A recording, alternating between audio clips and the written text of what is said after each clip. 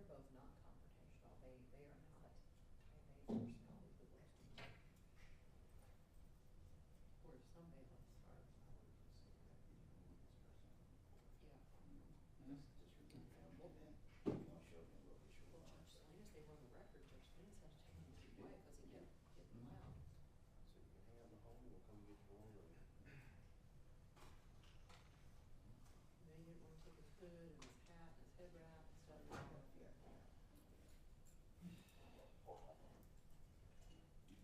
Yep, game over. Yeah. Now we have another guy that's pro se, like Salvador, but he's polite with the judge. And he, you know, they don't do that back and forth.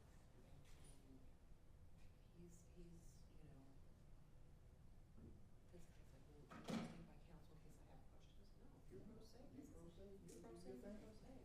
You don't get somebody just in case. No. See, but it's either or.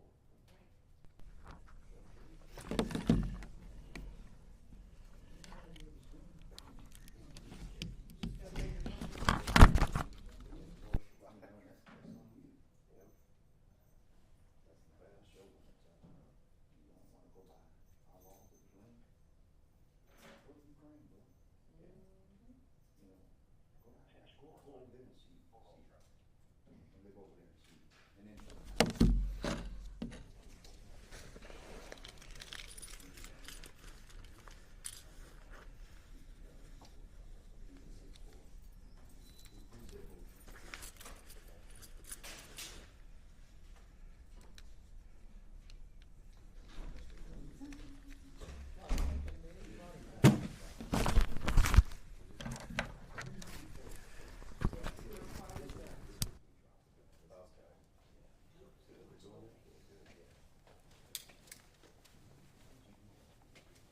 Are those two separate cases? Yes, sir. My name's John. I'm the channel 8. I'm Adam. approved. Nice to meet you. Camera. I would assume the judge is okay with 2 microphones, one up here somewhere, one on the defendant table. Yeah, that Is should that be fine. good? Yeah, I think the order, let me pull it up just to make sure. And it was just.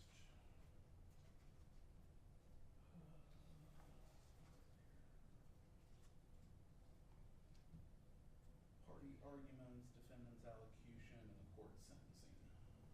So Mike here and Mike on the defendant table, is that? Yep, that should be fine. And then Perfect. how will I know when the judge wants me to go off record if there are such things? Little short sheets. Okay, Yeah, just wanna make sure I roll the, yeah, typically they'll go over anytime we meet up there, I the know terms of that. the plea, then accept the plea, She review. turns on static, right? That's pretty much. Right, yeah, that'll Okay. kill all the noise out here. Then I'll hand it to everybody. Yep, yeah, once Okay. they confirm no corrections or additions to the PSI, then they'll go into argument and evidence and stuff, so. Okay, very good. Should be good. Thank you very much, sir. My pleasure, sir. And we're not expecting any witnesses today, correct? I'm not sure, not that I'm aware of, Okay. but What number now? pretty much. And this is set to begin at 9:30? Thank you.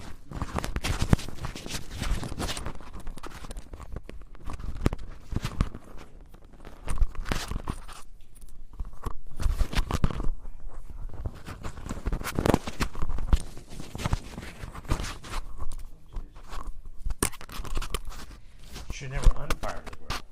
Well, you know, but after the one There's some limitation. yeah, right, I mean, even though I technically put the meat on the grill, close it, and come back to the house. What are you grilling? Probably a couple slabs of ribs. What do you use? What do you have? What type of grill? Okay. It's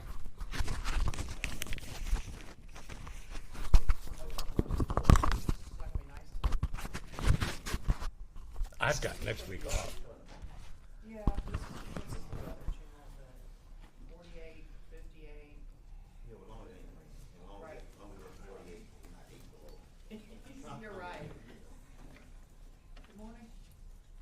Morning, how are you guys? I'm good.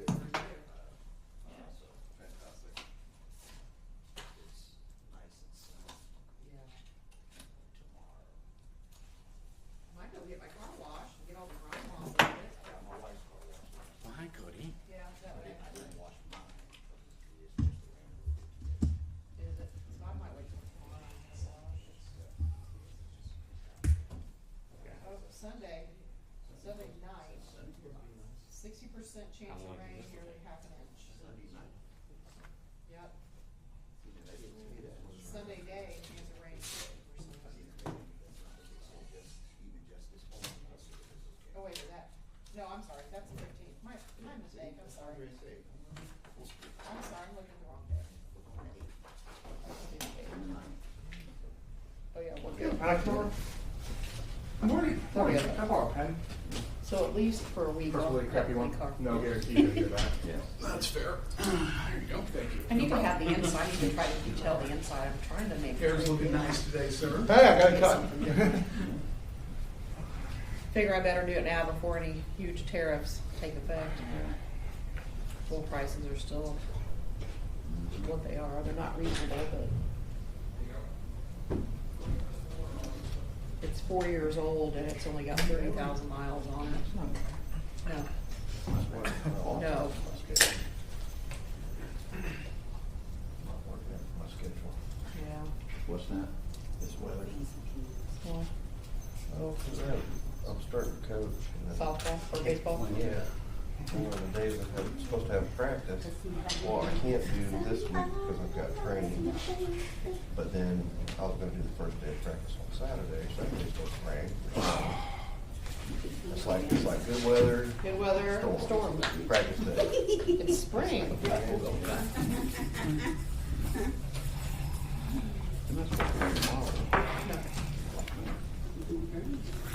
Supposed to have a little bit today. Starting next week. Next week, Thursday was supposed to be my first practice, but I got to training. 49, 212.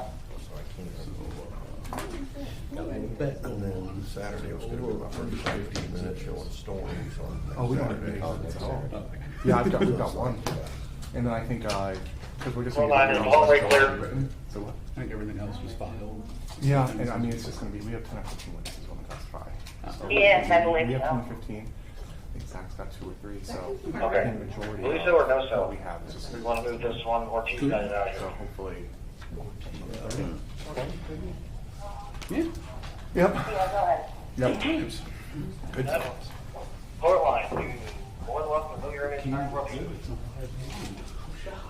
Say again?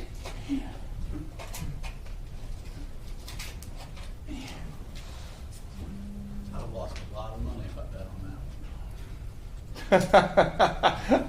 I'm still scanning in from the last trial you did. Yeah, I mean, this is thankfully not a trial, right? So.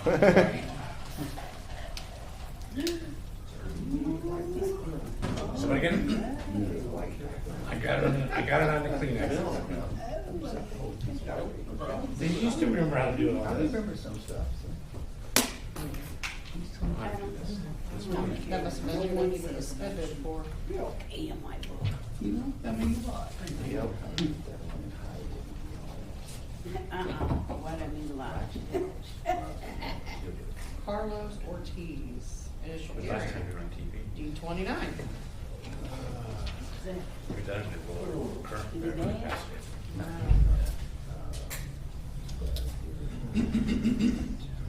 Yeah, I've ever seen you a couple times. Reminds me. Tunstall? This afternoon, we don't need. Did you email Yeah. courthouse? I did not. Yeah, make sure you email them so they can pull them off the PM pull Yeah, list. exactly. So no Tunstall. I mean, he's probably, He's a no Davis. yeah, I think the Davis guy continued, but I think Tunstall, they filed him to. I couldn't see things off about that. Certainly. So Bender Nixon came on.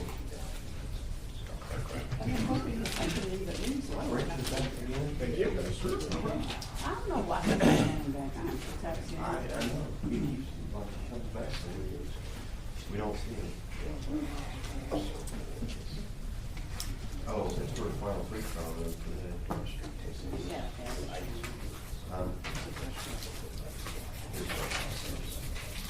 Yeah, that's Street table.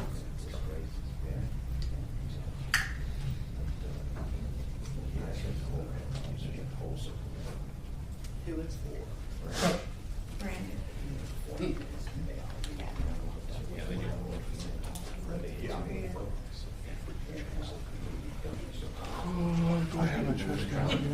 How you doing? Pretty good, how are you? I'm good. Glad it's Friday. Yeah. Yes. Do we have,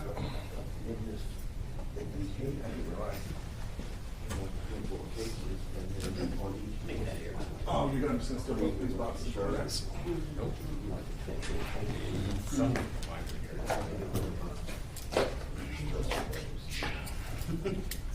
Well, I put it back in place for a couple of days ago. You show him fun. And then he's been Strong. knock on wood, he's been, all right, sir. At least we've seen you. Be careful out there. I see you on the bottom. Please do. Do we have an exhibit? Yeah, he's Adam, do sliding we have an exhibit sticker by chance? Just one? Just a state sticker. Just one, yep. Yep.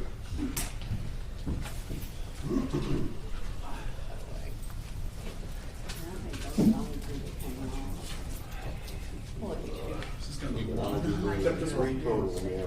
Six one. Yep. My shirt's just the same. There you go, sir. Certainly. Mine's not tight, look. This was a brand new shirt. When I got it. Export 19 at a time.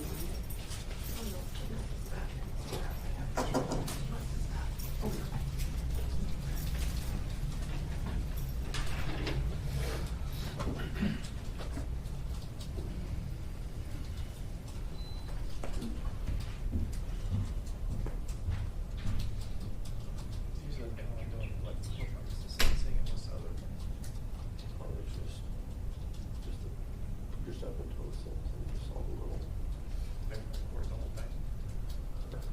don't think so, I think it's just the sentence. No, I think he's gonna do some of the argument. What she said yesterday. Mm. But, I think it would change, so. Yeah.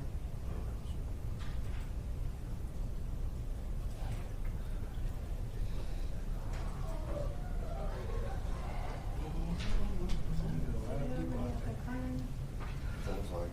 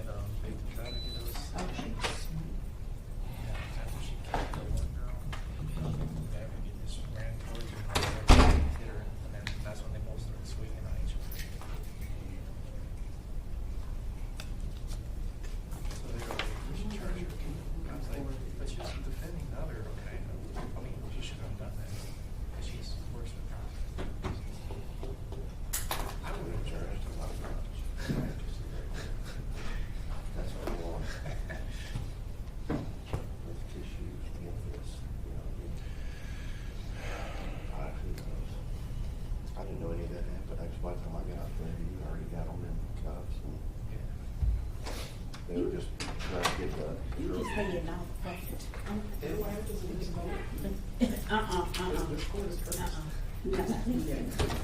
We were not about to do that.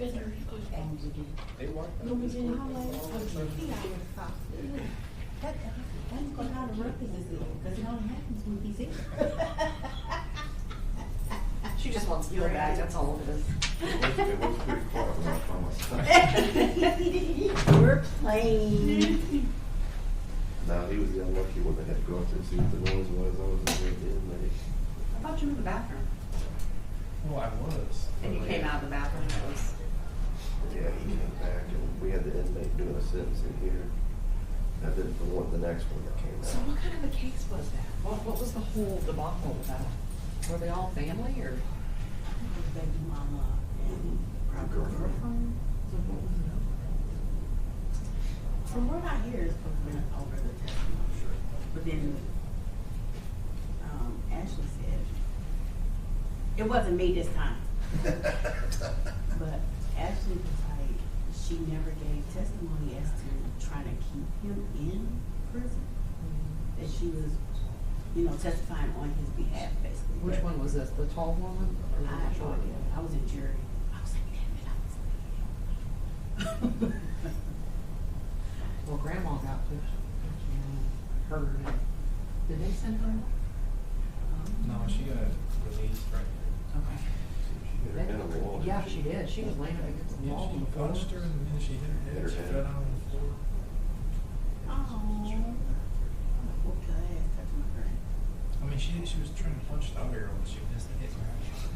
She was like, this is fucking real. I swear, he had to fight her and I had to search her.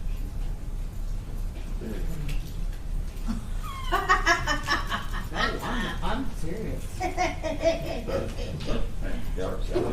Sorry, I wouldn't got the details. Grimes, how are you, darling? How are you? Good. You first. He's the only one that said. Oh, okay. 454, 126. Purpose is just that, you know, Maybe. yeah.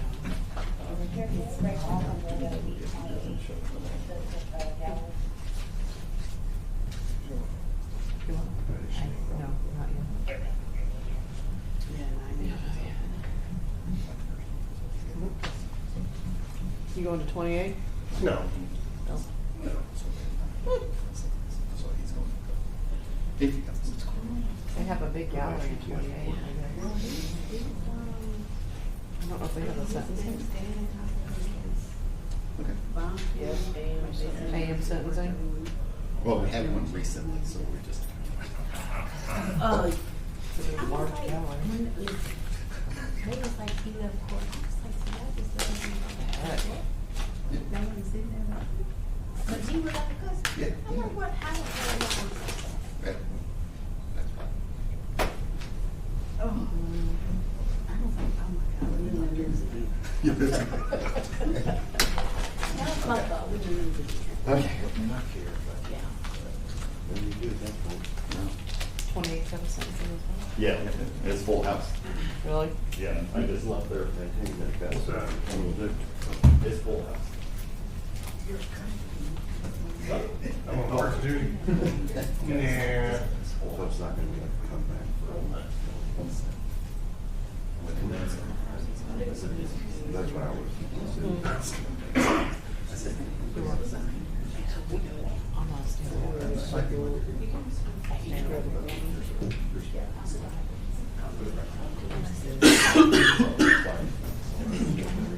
We're gonna go back here. You guys have the front, we'll take it back.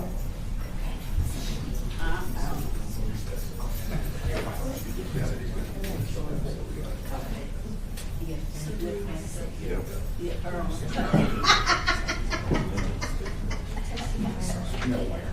Wedding?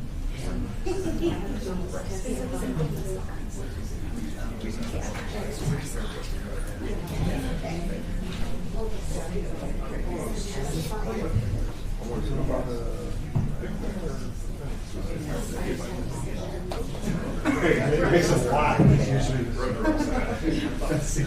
Yeah, it just makes it a lot easier.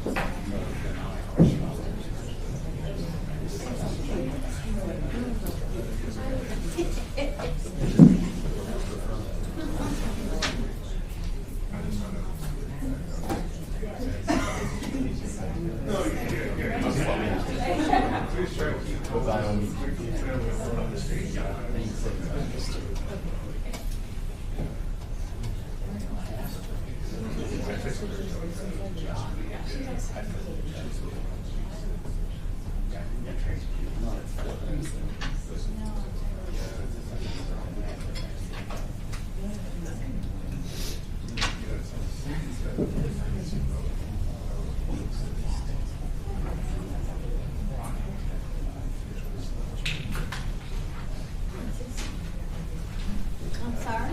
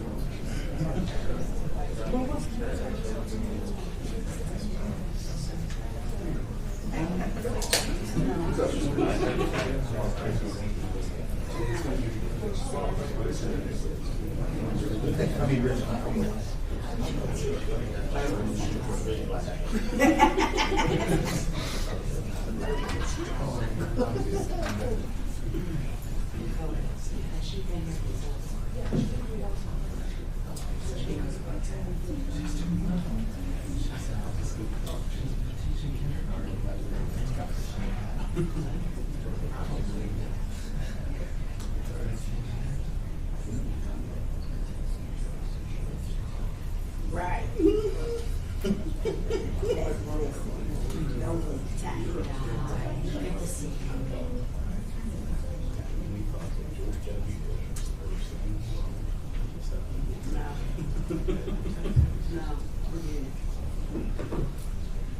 Please make sure all cell phones are turned off and put away. They should not be out in your hand. If you need to use your phone, please step out of the courtroom.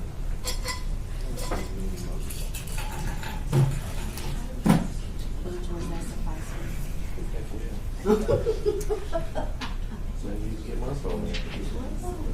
While we was in the jury trial, they were phone I said, oh, Mr. Lewis. Did you borrow a phone when you're Look, I do like this. Mr. Lewis. Definitely not real.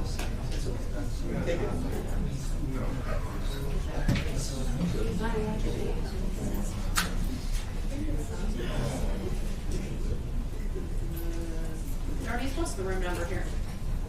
414. Make sure you're not turned off.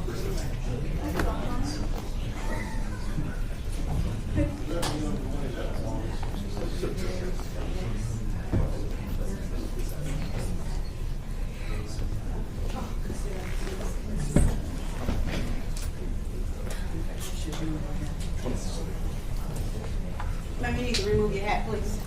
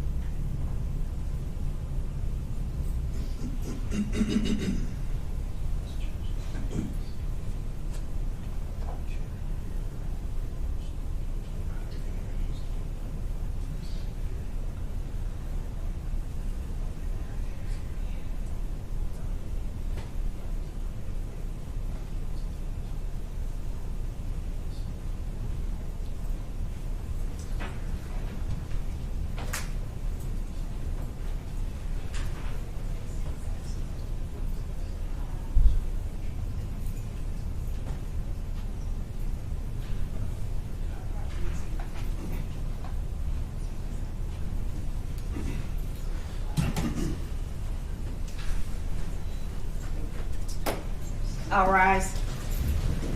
Marion Superior Court 20, non session, Honorable Judge Harrison presiding. Please make sure all cell phones are turned off and put away. You may be seated. As Ms. Darney stated, everyone's cell phone needs to be off and put away throughout the entirety of the proceedings. If your cell phone goes off, you need to step out of the courtroom and you will not be allowed to come back in, so please make sure your cell phones are silenced. If we see your cell phone out, we will take your cell phone. No recording is allowed during the proceedings, except for you, obviously.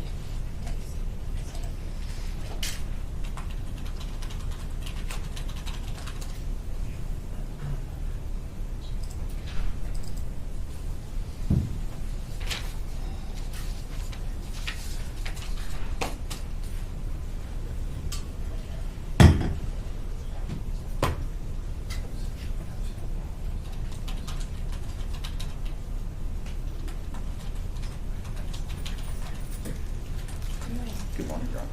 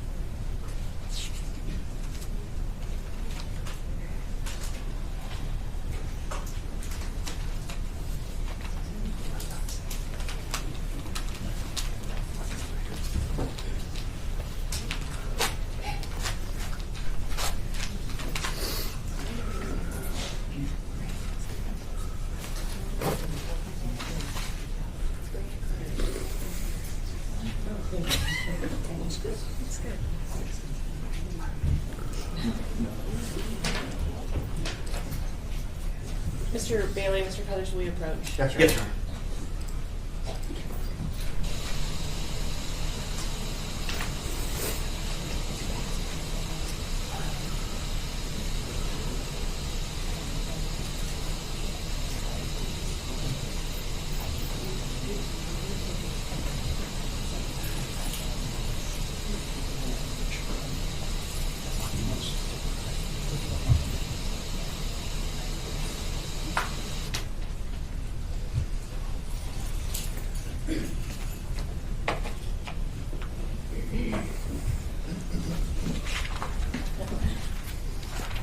State of Indiana versus Salvador Banales, 49D20, 2403 F3 006956. Mr. Banales is present and in person with counsel Mr. Bailey. The state is present by Mr. Crothers. This matter is set for a change of plea and sentencing. Mr. Bailey, are the parties ready to proceed? Yes, Your Honor. Mr. Crothers, on behalf of the state, are you ready to proceed? Yes, Your Honor. All right, Mr. Banales, will you please raise your right hand for me, sir? Do you swear or affirm under the penalties of perjury the testimony that you're going to give is the truth, the whole truth, and nothing but the truth? Yes, Your Honor. Thank you very much, sir. You may lower your hand. Mr. Banales, what is your age today? 28. Are you currently under the influence of anything that would affect your ability to understand today's proceedings? No, Your Honor. Do you suffer from any mental illness or mental injury that would affect your ability to understand today's proceedings? I don't, Your Honor. All right, sir, Mr. Banales, the court has been tendered a plea offer in this case that states you're agreeing to plead guilty as to count 1, leaving the scene of an accident resulting in serious bodily injury, catastrophic injury, or death to another person as a level 3 felony. You're also agreeing to plead guilty as to count 2, leaving the scene of an accident resulting in serious bodily injury, catastrophic injury, or death to another person, a level 3 felony. At the time of sentencing, the state will dismiss the remaining counts in this case. The sentence is agreed as follows. As to count 1, it is a total sentence of 12 years. 9 years are completely open to the court after argument by the parties. An additional 3 years are also open to the court, but DOC time is not available for that portion of the sentence. The consecutiveness as to count 1 and count 2 was also open to the court after argument of the parties. The sentence as to count 2 is an agreed total sentence of 9 years, with 6 years completely open to the court after argument of the parties. 3 additional years are also open to the court, although again, DOC is absent from being available for that portion of the sentence. You agree throughout the entirety of your sentence to have no contact with Greg Gilmore, Catherine Hester, Nathan Weaver, Haley Taylor, and Gabriel Santarita for the duration of your sentence. You also agree to pay restitution to Kathy Hester, Haley Taylor, and Gabrielle Santarita in an amount to be determined by the parties either before sentencing or subsequently at a restitution hearing following sentencing. Any other aspect of your sentence will be left open to the court after argument of the parties. Sir, is that your understanding of the offer that you have entered into? Yes, Your Honor. On this plea offer, there are several sets of initials, and then there is a full signature on top of the line that says Salvador Banales. Are those your initials? Yes, Is correct. that your signature? Yes, Your Honor. Did you place your initials and your signature on this document after going over this plea offer with Mr. Bailey? Yes, Your Honor. And when you did so, or at some point during his representation, did he explain to you the potential penalties that you faced in this cause had you decided to go to trial rather than plead guilty? Yes, Your Honor. And did he go over with you the rights that you choose to waive when you plead guilty? Yes, Your Honor. And after going over all those things, was it your choice and your choice alone to accept this offer? Yes, Your Honor. All right, Mr. Banales, I have to go over all of those same things with you. In this cause, we were originally facing 8 total counts. Counts 1 and 2 are level 3 felonies, each level 3 felony carrying 3 to 16 years in the Indiana Department of Correction and up to a $10,000 monetary penalty. Count 3 and count 4 are both level 4 felonies, each level 4 felony carrying 2 to 12 years in the Indiana Department of Correction and up to a $10,000 monetary penalty. Count 5, a level 5 felony, carries 1 to 6 years in the Indiana Department of Correction and up to a $10,000 monetary penalty. Count 6 and count 7 are both level 6 felonies, each level 6 felony carrying 6 months to 2.5 years in the Indiana Department of Correction and up to a $10,000 monetary penalty. And lastly, count 8 is a Class B misdemeanor, which carries a potential penalty of up to 180 days in the Adult Detention Center and up to a $1,000 monetary penalty. Do you understand, sir, that had you proceeded to trial and been found guilty of those counts, those were the potential penalties that you faced? I do understand, Your Honor. When you choose to plead guilty, sir, that means we will not go to trial. So you waive the right to have a trial, the right to have a speedy trial, and the right to have a jury trial. Do you understand that you're waiving that right? I do, Your Honor. At a trial in this cause, sir, you would have had the right to be presumed innocent unless proven guilty beyond a reasonable doubt. At that trial, you would have had the right to confront and to cross-examine the state's witnesses. You would have had the right to subpoena witnesses at no cost to yourself to present testimony on your behalf. You would have had the right at trial to present evidence to the finder of fact and the right to present a defense. Do you understand that when you plead guilty, you waive those rights? I understand, Your Honor. You also waive your right to remain silent for the court to accept your plea of guilt. I need what is called a factual basis. The state will lay that factual basis, and I will then ask you, are those facts indeed true? Because of that, you do waive your right to remain silent. Do you understand that? I understand, Your Honor. Had you proceeded to trial in this case, sir, you would have had the right and been found guilty of any of the charges. You would have had the right to appeal any conviction as well as any sentence imposed. When you choose to plead guilty, you waive the right to appeal the conviction for the charge you're pleading guilty to, and you waive the right to appeal any portion of the sentence that you have directly agreed to. Do you understand that? I understand, Your Honor. Under this plea, the court has to also enter judgment of conviction on felonies, which can carry future consequences for you. Specifically, sir, in the future, if you are charged with another felony and you have prior felony convictions, these are related, so they count as one, the state could use these and your prior felony convictions and ask the court to give you a higher sentence pursuant to the habitual offender sentence enhancement statute. Do you understand that? I understand, Your Honor. You also have the right to be represented by counsel, and you've been represented by Mr. Bailey. Are you satisfied with his services? Yes, Your Honor. When you were arrested on this case, sir, you weren't serving any other sentences on community corrections, probation, or parole, correct? Correct, Your Honor. And you have no other cases pending in any other jurisdiction. No, Your Honor. Were you born in the United States? Yes, Your Honor. Has anyone threatened you, forced you, or offered you anything of value to get you to plead guilty? No, Your Honor. Are you choosing to plead guilty to these 2 counts, both knowingly and voluntarily? Yes, Your Honor. Please listen carefully while the state lays a factual basis. Mr. Crothers. Thank you, Your Honor. Had the state of Indiana proceeded to trial against Salvador Banales under the cause number 49D20-2403 F3006956, the state would have proved beyond a reasonable doubt that on or about March 9, 2024, Mr. Banales, having committed operating a vehicle while intoxicated causing death or catastrophic injury, thereby being involved in an accident causing the death or catastrophic injury of Brandon Breedlove, did knowingly or intentionally fail to comply with the requirements of remaining at the scene of the accident until Salvador Banales had done the following: provided his name, address, and registration number of the motor vehicle he was driving, provided his driver's license to any person involved in the accident or occupant of any person attending to any vehicle involved in the accident, provide reasonable assistance to each person injured in or entrapped by the accident as directed by a law enforcement officer, medical personnel, or 911 telephone operator, and as soon as possible after that accident, immediately give notice of the accident or ensure that another person gives notice of the accident by the quickest means of communication to one of the following: the local police department, if the accident occurs within a municipality, the office of the county sheriff, or the nearest state police post if the accident occurs outside the municipality, or a 911 operator. In addition, the state would approve beyond a reasonable doubt that on or about that same date, Mr. Banales, again having committed operating a vehicle while intoxicated, causing serious bodily injury, thereby being involved in an accident causing serious bodily injury to Haley Taylor, did knowingly or intentionally fail to comply with the requirements of remaining at the scene of an accident until Salvador Banales had, again, failed to provide his registration address and proper assistance. More specifically, Your Honor, on March 9th, the defendant, Salvador Banales, who lived in and currently resides in Texas, was visiting Indianapolis, Indiana for work. On Friday, March 8th into the morning of Saturday, March 9th, the defendant attended several bars, including Livery and Dorman Street, when he consumed multiple alcoholic beverages. At roughly 2 a.m., on his way home from those bars, returning to the Courtyard Marion at 2601 Fortunate Circle East, the defendant drove through the intersection of Massachusetts Avenue and North College Avenue, striking Brandon Breedlove, who was crossing the street with Haley Taylor and Gabriel Santarita, who Brandon was at the time walking home. Brandon Breedlove, who pushed Haley Taylor out of the way, suffered the worst of the injuries, which ultimately took his life. In addition to Brandon's injuries, Haley and Gabriel were also both injured, with Haley also suffering a serious bodily injury.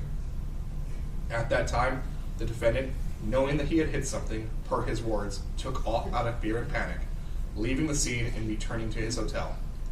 At roughly 11 a.m. the next day, despite knowing that he had hit something, the defendant made a report alleging his rental car was vandalized.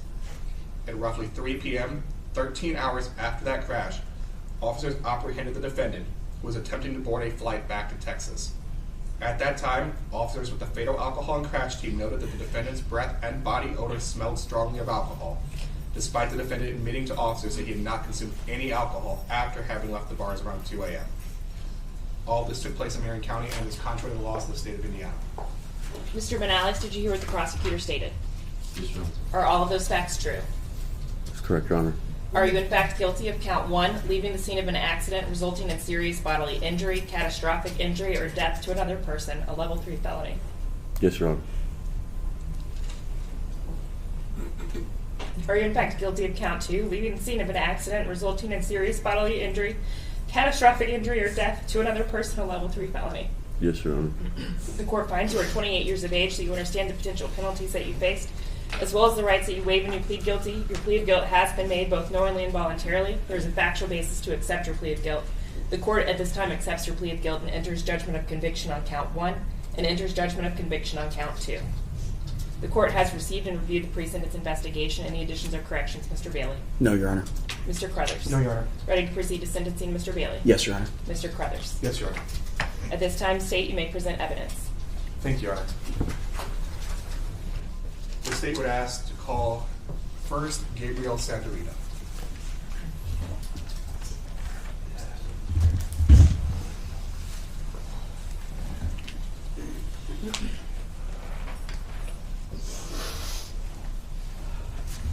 Please approach your witness. Yeah, Right there. sure. And then if you'll have a seat, please raise your right hand. Do you swear? Do you swear or affirm under the penalties of perjury the testimony you're going to give is the truth, the whole truth, and nothing but the truth? Yes. Thank you. You may have a seat. Please state your first and last name for the court and spell both for the record. Gabriel Santarita, Gabriel Santa space Rita. Thank you very much. The witness is sworn and your witness. Thank you, Your Honor.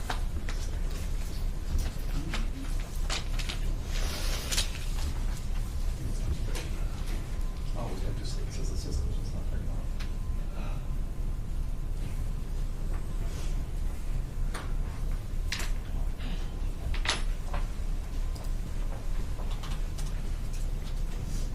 Good morning, sir. Will you briefly tell the court how you know Brandon Breedlove?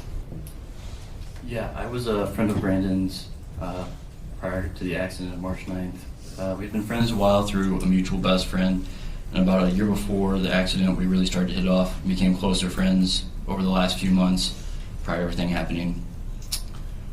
I wish we would have hit it off sooner. I would do anything to go back and have more time with him. When we first met, I had a thought that I would never admit this to him, but since it's on the record, I think he'd like to know, and it'd make him smile. Really? This guy's tall, well-dressed, and good-looking. How am I supposed to compete with that? So, every time he'd walk into a room, you would feel the energy rise. His positivity and happiness was infectious. You could see everyone was drawn to it. One of the best examples I have of him being a friend and just being there is a few days prior to the 9th. There was an office trivia night. Right off the bat, Brandon was unusually quiet. And while we were trying to think of answers and struggling, I remember looking up at him and asking if he knew any of them. And his response is, "I've never really seen The Office. I just came to hang out with you guys." I often find myself spacing out when we're with everyone together, wondering what it would be like and how much more fun it would be if Brandon were there. The stuff that still plagues me is looking back and wondering what could have resulted in a change of outcome. I was working late that night and Brandon had asked me if I was going out. I told him no, but a few buddies of mine were, and he was already friends with them, so I sent him their number, and of course, since everyone was there having fun, I decided to swing by. And I wonder, what if I didn't give him an alternative option? What if I had gathered myself a little faster after getting myself off the ground? It should have just been an ordinary night. Friends making jokes on the walk home. Instead, I'm lifting myself off the ground, shocked, trying to figure out what happened. I see both my friends there, not moving, Haley muttering a little, Brandon lifeless. It's an image that I will never forget. When I realized there was no more I could do for Brandon, the best thing I could do was try to save Haley and shield her from seeing what I was seeing.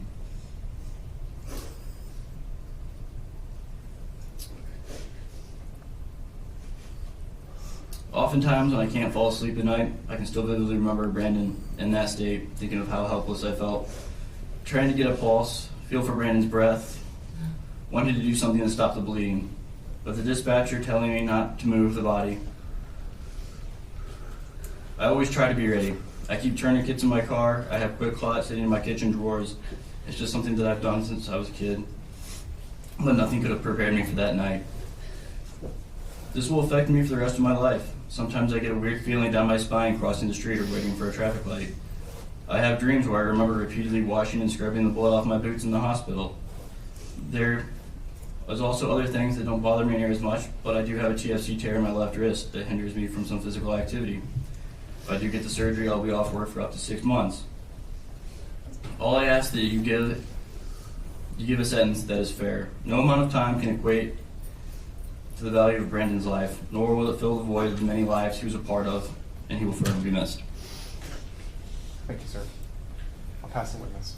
Any questions for this witness? I have no questions. Thank you for being here. Mr. Santorita, thank you very much. State, you may call our next witness. Thank you, Honor. State calls Haley Taylor. Ms. Taylor?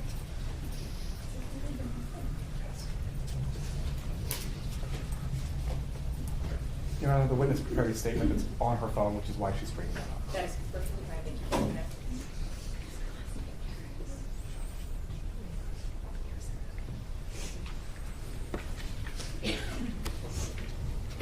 If you please raise your right hand. Do you swear or affirm under the penalties of perjury the testimony you're going to give is the truth, the whole truth, and nothing but the truth? If you'll have a seat, and then state your first and last name for the court and spell both for the record. My name is Haley Taylor, HAYLEYTAYLOR. Thank you, ma'am. Did you prepare a statement in advance of today's sentencing hearing? Yes. Is that on your phone? Yes. Would you go ahead and please read that to the court? Yes. Thank you. My friend is gone. Every time I step out of my apartment and see the orange barriers on the sidewalk where Gabe, Brandon, and I were run over, I'm reminded that my friend is gone. Passing the hospital where Brandon took his last breath and the cemetery where he rests every day on my way to work reminds me that my friend is gone. And for months, I walked through Methodist for occupational therapy, retracing the steps I took to say goodbye to Brandon in the ICU, and I was reminded that he is gone. Each scar on my body and twitch of pain in my wrist is an ugly reminder that my friend is gone. The sights of ambulances, police lights, sidewalks, crosswalks, Australian shepherds, basketballs, and the city of Indianapolis itself reminds me that my friend is gone. Even when I smile and enjoy the life that I am able to still live, the reminder remains that Brandon is gone. The night of March 8th was so ordinary. Every weekend I look forward to getting dressed up to go out and celebrate the life I live with the most incredible friends. It started as such a fun, spontaneous night. Brandon met us at Ball and Biscuit after texting Matthew and me saying, "Yes, tell him to come." And that thought still haunts me. And then we headed across the street to Burnside, and then Gabe texted us, and we told him to come because we were having so much fun. After Burnside, we headed to 9 Irish, where Brandon convinced me to do an Irish car bomb, and we bonded about both being only children, having Australian shepherds, and finding the same online jokes funny. We were having so much fun that Brandon, Gabe, and I decided to have one more drink at Mass Ave Pub before calling it a night. Though I felt ready for bed and mentioned that I'd see them later, after all, the pub was practically across the street from my apartment. Brandon and Gabe insisted on walking me home, determined to ensure I arrived safely at my door. I wish we would have had one more drink, and I sometimes wish I would have walked alone. We were laughing and joking on our way, and then I remember being so confused because suddenly I'm seeing police lights, and then I notice there's police tape, and why is Brandon's hat on the ground? Did I do something wrong? Did I drink too much? I've never blacked out from drinking, and I'm so scared that I've done something wrong. Gabe is standing in front of me, and I don't know what he's saying. I'm so scared, and I have no idea what just happened, and no memory. Now I'm in an ambulance, but Gabe is sitting by me, and thank God he's okay, but where's Brandon? I wake up in a tube, and now I'm in a hospital room, and my dad is next to me. I can tell he's been crying. I look down at my wrist and immediately know it's broken, so I cover it with a blanket. Now I'm throwing up. The detective is here, but I'm still so confused. My friends are arriving and my family is here, and I feel like it's all my fault. The chaplain walks in, and I don't know what he said, but I know what him being there meant.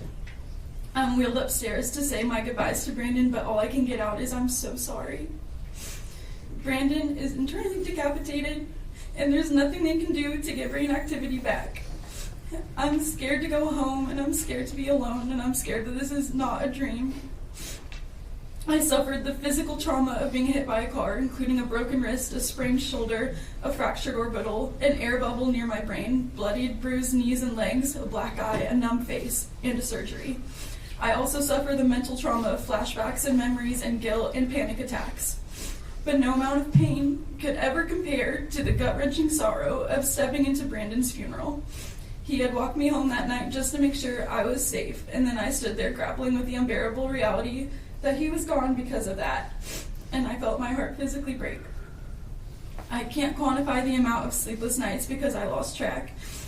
Every day when I finally mustered up the courage to go alone to my bedroom, I had to sleep with my favorite children's cartoon on because I couldn't bear silence. I've just recently been able to fall asleep without my TV on. My friends had to shower me for almost a month. I had to watch Brandon be wheeled down the hospital hallway with everyone, while everyone in the hospital stood still to honor his organ donations. If you've never been to a donor walk, I hope and pray you never have to go. I have a necklace with Brandon's initials, and my parents now both have their first tattoos in his honor. I visit his gravesite and cry sometimes on my way home from work, and I know he's with me and he wants me to stay strong and live my life to the fullest, even more than I did before, and I won't ever let his sacrifice be forgotten or in vain. To quote one of Brandon's best friend's eulogies, "There will always be a Brandon-sized hole in my heart." To everyone listening, I just ask that you don't drink and drive, and not just you, but hold your friends and family and acquaintances accountable. To Judge Harrison, I'm asking for the maximum sentence plea deal will allow if you feel that's fair. And lastly, to Brandon, thank you for walking me home. Thank you, ma'am. I'll pass it, please. I have no questions. Thank you for being here.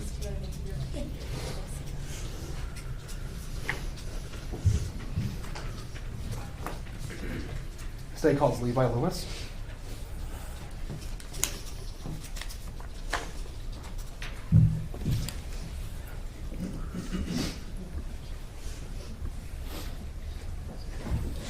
Raise your right hand. Do you swear or affirm under the penalties of perjury the testimony that you're going to give is the truth, the whole truth, and nothing but the truth? Yes, Your Honor. Thank you. May I have a seat? Please state your first and last name for the court and spell both for the record.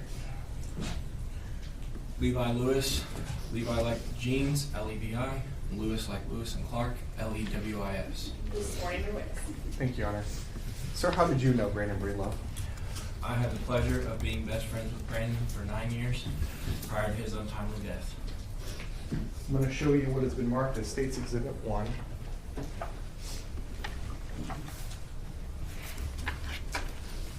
Do you recognize what this photo is?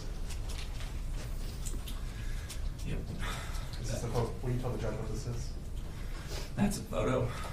Brandon and I walked around that night, going from parking garage to parking garage so that he could recreate a photo he saw online. He loved the skyline of Indianapolis. He had it tattooed on his arm, and he always wanted pictures in front of prominent structures in Indianapolis. Say we moved to State's Exhibit 1. I have no objection. Show no objection. State's one is admitted.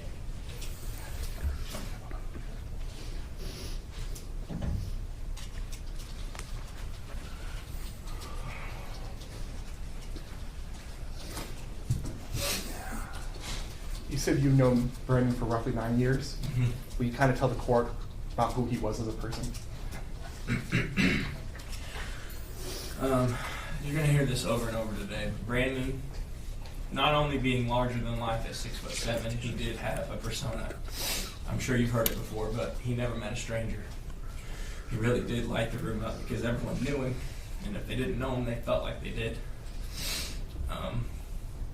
His hobbies, other than basketball and just sports in general, were really just social hobbies. He was involved in the community, both in the military community, the Indianapolis community, many local communities, church rec leagues, and he had a legion where he went to poker tournaments all the time, and he was just a very involved person, and it was hard not to know him. And I was blessed enough to, whenever I met him, be the one that drove him around to all these things. And I met so many people through him. Most of the people I call friends today were through Brandon. And just about every facet of my life was affected by him, as I'm sure most everyone will say. He made everyone feel like he was best friends with them. He really did. I know you said that this has affected you. Can you tell the judge a little bit more what you've been going through since his passing? Yeah, so through all of this, I have had the unfortunate privilege of being the liaison in the hospital, bearing most of the news to his friends, stationed in military bases across the country, living all over the world. When this was going down, he had multiple friends in Asian countries, people in Hawaii, Arizona, and all over. Through the court proceedings, I have unfortunately had to be the one to bear the news of what's going on. And not only that, he's probably the person, not probably, definitely the person that I attended. We were best sports friends. I went to more Hoosier basketball games with him than anyone, Pacer games. Colts season tickets I had that he always went to with me that I still have to go to without him now. March 9th last year was the beginning of free agency for the NFL season. And during the most significant period of loss, I had to every day remind myself over and over whenever I would go to text him that I couldn't text him anymore, that he was gone. This year has been a big hole without Brandon in it. And as Haley said, I often go and visit his gravesite and cry, and I'm reminded of all the things that I won't ever get to experience with him for the rest of my life.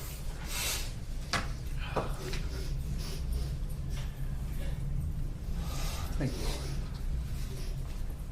You know Ms. Hester, you did just say that you have been actively involved in these proceedings. We have communicated multiple times, and I want to thank you for that because you've helped facilitate a lot of the conversations that were necessary to get here today. I know that you do know Ms. Hester. Have you been able to witness how this has affected her and other members of the family? Mm-hmm. So Brandon was raised by his mother and his grandmother. His grandmother is gone. That's the only silver lining in this, is that Brandon is the 4MA. But there wasn't a lot of people around from their immediate family, so I stepped in as Brandon would have from my family. So I was able to help her through everything. Unfortunately, I should have said this as something that went down in the last year, but unfortunately, at the age of 27, I had to plan my best friend's funeral alongside with Miss Hester. I had to find his final burial spot with his friends, and I and his friends had to deal with his final finances and the loan on his car and things like that to try and shield Miss Hester from that, because she already had way too much that she had to deal with herself. And I have seen firsthand how just dramatic the change in her life has been, from going to essentially the last immediate member of her family being ripped from her, someone that she obviously thought that she was going to outlive, and now she has little to no immediate family support left and has had to deal with this loss.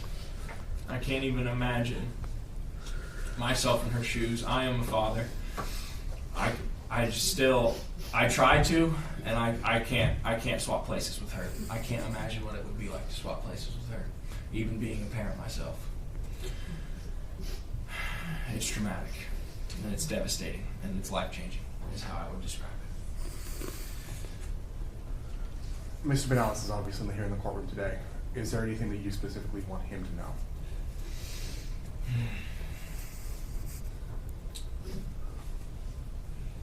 I honestly have shielded myself from thinking as much of him as possible. I have not tried to put myself in his shoes. I really have nothing good or bad to say to him right now. I would really probably preferably just speak to the judge. Thank you. Obviously, you've been updated about what the plea agreement is, and you know here today that Judge Harrison ultimately decides what happens with those 15 years that is completely open to the court. What would you like to see Judge Harrison do with the portion of the years that are subject to DOC? So, everyone is going to tell you today about the loss of Brandon, and I think that is probably the most significant part of all of this. I think, as someone who has gone through traumatic experiences myself, the trauma that Haley and Gabe both went through is something that should not be thought of lightly. Both Gabe's visuals are something that need to be considered, even though the charge for Gabe is being dropped. But also, I do think that Haley's long-term effects need to be considered. With that being said, Haley said something that I had planned on mentioning to you, and it is the perception of the city of Indianapolis. So she said that she is traumatized by the perception or by the city of Indianapolis now because of the traumas that she went through. I think that I would implore you to think of the perception that your sentencing will give. We have a wonderful city. Ms. Hester is involved in the hotel industry. I know many other people involved in different aspects of the hotel industry, hotel management. I have friends who are in security at Pacers and Colts games, friends who are servers, friends who are bartenders, and I want the city of Indianapolis to be what people in all the world really know, is that it's the greatest host state, it's the greatest host city in the nation. I don't want people to think that they can come here and drink and treat it like spring break. And as long as you leave a tip, you're just going to get a slap on the wrist, and you're going to be able to go back to your home state and sit for a year. You can drink, you can do whatever you want because nobody's monitoring you. And then the sentence that you get is, and we can't change the laws that are written today, but the maximum that you're allowed to give is not just for one life, much less the traumas that two other individuals firsthand experience and the residuals left behind to everyone else.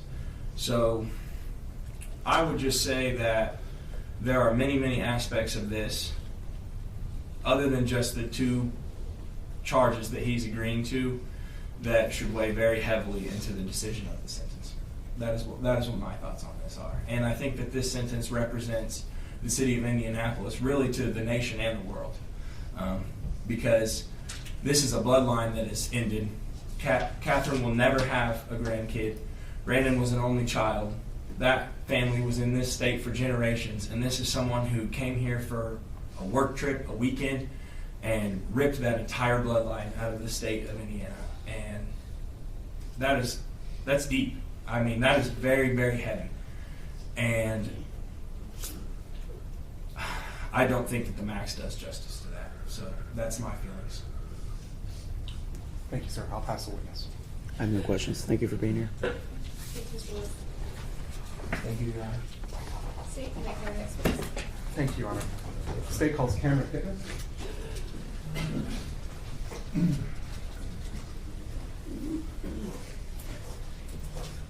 And Your Honor, the statement could states 1 remain published throughout the course of the sentencing. That's fine. Thank you.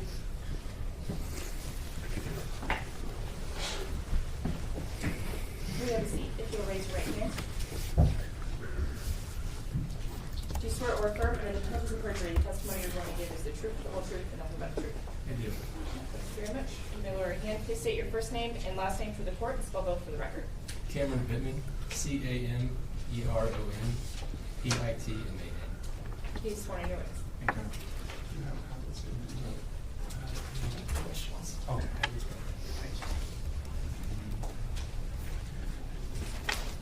Mr. Brothers, you're not connected, so we can't publish your name. Oh, that's. Thank you, Your Honor.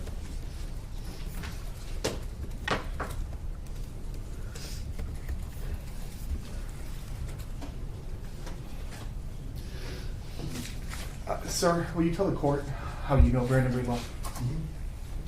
Brandon had become a brother to me about a decade ago.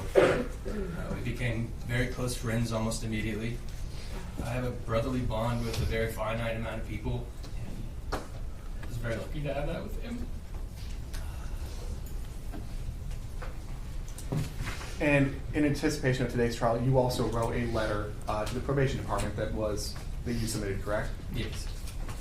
In addition to that letter, did you also, I want to ask you some additional questions in addition to that. Will you tell the court generally who Brandon Greenwell was as a person? Yeah. Brandon was an extremely optimistic, extroverted, friendly, and caring person. His personality was unmatched, and the testament to that is how many people have showed up, not just today, but throughout the last year for him to support the tragic loss that was incurred by the person that we're here to see sentenced today. To show who he was as a person, I have a few examples that speak so much to what he offered to this world. As we've heard, he didn't know a stranger. A great example, I've seen him compliment somebody's shoes in line at McDonald's, and after 5 minutes of conversation, they had plans to go play basketball that weekend. I didn't do anything for the people that he had in his life. When I was a student at IU in Bloomington, I was injured and ended up in the hospital. And he drove 2 hours from Danville immediately to come and show his support for me without being asked. And lastly, we used to play basketball together, and he was a lot better than I was. People always wanted to pick him on his team more than they wanted me, so every time they picked Brandon, he always made sure that he was going to be on their team. I had to be on their team too. He always cared for the people around him in that way and made sure that he made efforts to make sure everyone that he was with was cared and involved and just felt appreciated by him. Have you had the opportunity to kind of observe how this has affected both his family and possibly his friends? Without fail, for about 365 days, I've felt this pain that was inflicted on us by Salvador. Some days I can stay broken on the inside, but other days I'm unable to help but be visibly broken on the outside too. It's a constant pain. There's quiet drives to and from work that turn into tears and a breakdown, thanks to Salvador. There's happy moments in my life that immediately turn sad in the blink of an eye because of a reminder of what happened thanks to Salvador. My future kids who won't know Uncle Brandon thanks to Salvador. The empty spot next to me in my wedding this fall thanks to Salvador. I can't articulate enough nor well enough the suffering I and so many others have experienced this past year and will continue to face thanks to Salvador. Brandon was the knot that tied so many people together, and without him, us as friends, we don't see each other as much, and when we do, none of us can help but feel that emptiness of his presence. It's always an elephant in the room, and I think we all suffer enough on our own that we can't continue to that suffering when we're actually able to see each other. Obviously, Mr. Banales is in the courtroom today. Is there anything that you want him to know outside of what you've already said? Yes. I want Salvador to know that I'm sure he feels like he made a mistake and that this mistake can end up costing him so much. And I want to tell him that I don't call running someone over with your car, driving off, and trying to fly home the next day a mistake. I call this not a decision, but a string of decisions. The decision to drive his car recklessly through the streets of downtown Indy, where pedestrians often walk after he had a long night of drinking. And I understand that many people have made the mistake to drink and drive and do not deserve decades in prison for it. But what those people have not done was run their car through a group of people at a deadly speed and then make the decision to leave them to die on the cold sidewalk after running them over. That's not a mistake. You could have stopped and faced your action and helped them, but you did not. What you did do was try and board your flight back home the next day where you could escape your crime and head home and pretend like you didn't just kill our Brandon Breedlove. Prison is full of people that have made a few bad decisions in one night, so I see you as no exception. You've heard what the court is capable of doing today when it comes to the open portion of the sentence. What would you like to see done here? So far, the only people that have been punished are Brandon's loved ones who've mourned and ached and felt this pain. Meanwhile, his killer has been back home in Texas, eating home-cooked meals, sleeping in his bed, and spending time with family and friends for the last year. A luxury Salvador taught us not to take for granted. I understand the cases where drunk drivers cause accidents and they can be let off pretty easy because it was an intoxicated mistake. But that's not what I think this is here. In addition to being home for an entire year after killing someone is a very gracious leniency, in my opinion. A blessing he's already been rewarded. It does not set a good example to show other people in this community that the absolute worst case scenario of drunk driving can lead to some house arrest and partial time behind bars. For example, just a few months ago in the state of Florida, there was a very similar case that was sentenced, that of Jamie Lee Komorowski. She drove drunk and crashed into Samantha Miller on her wedding night. Her sentencing was 25 years in prison. And the only difference that I see that matters between this case and that one is that Jamie Lee Komorowski didn't leave her victim to die on the street. I'll pass the witness. Thank you. Mr. Bailey. I have no questions. Thank you. Mr. Goodman, thank you very much. You have a seat. State your name for our next witness. Thank you, Your Honor. State cars. Daniel Gooden.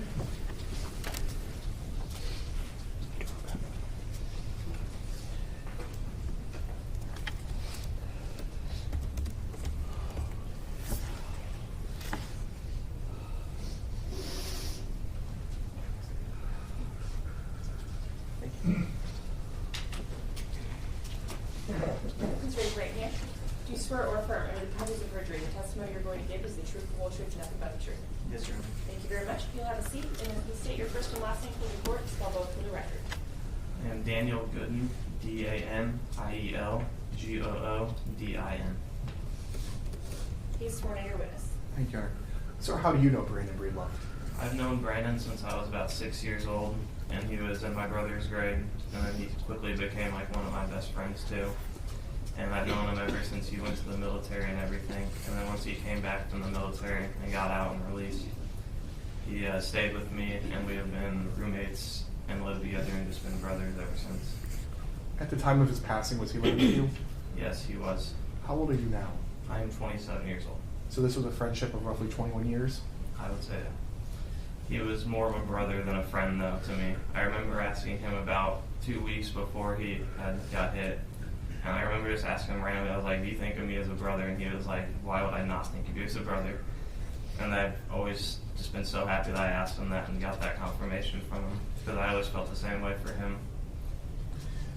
You've known him for 21 years. Tell Judge a little bit about him. He was, like everybody has been saying, one of the most genuine people out there that never knew someone that went out as a friend. He has been a very friendly person, and he's always had some of the best advice ever. I would always come home and have like a rough day at work or something, and I would always ask him, and he would give me the best advice ever and just know what to say at every single cost. And then he was also a really great dog dad. He would always take his Australian Shepherd Pacer, who he named after the Pacers because he loved Indiana. He would always take him to Starbucks and get pup cups and stuff like that. And now I have to watch after Pacer. And it's been a blessing to be able to watch after him, but it was sad that first month or so where he would always lay in his bed and just want him to come home. And I would always just have to talk to his dog and say that he's not coming back. And that was really hard to always do. As a friend of Brandon, have you had the opportunity to kind of observe how this has affected both his other friends and possibly his family? It has affected, I think, everybody in this community. There was not a place I would go into where we would be walking into some random store or something, and someone would come up to him and be like, hey, and he just knew everybody. And everybody has been very affected by this, and everybody still feels the effects of it still today. Everybody just mourns him. Obviously, Mr. Banales is in the courtroom today. Is there anything that you want to tell him that you haven't said today already? No. The court here has the opportunity to send it to the defendant up to 15 years in the Indiana Department of Corrections. What would you like to see happen here? I think, like Levi was saying, is the max is not really enough to me and most people around us. But I guess that's a start. I'll pass the witness. Thank you, Your Honor. I have no questions, Your Honor. Thank you. Thank you very much. Mr. Good, thank you very much. State, can we call our next witness? Thank you. State calls Austin Markley.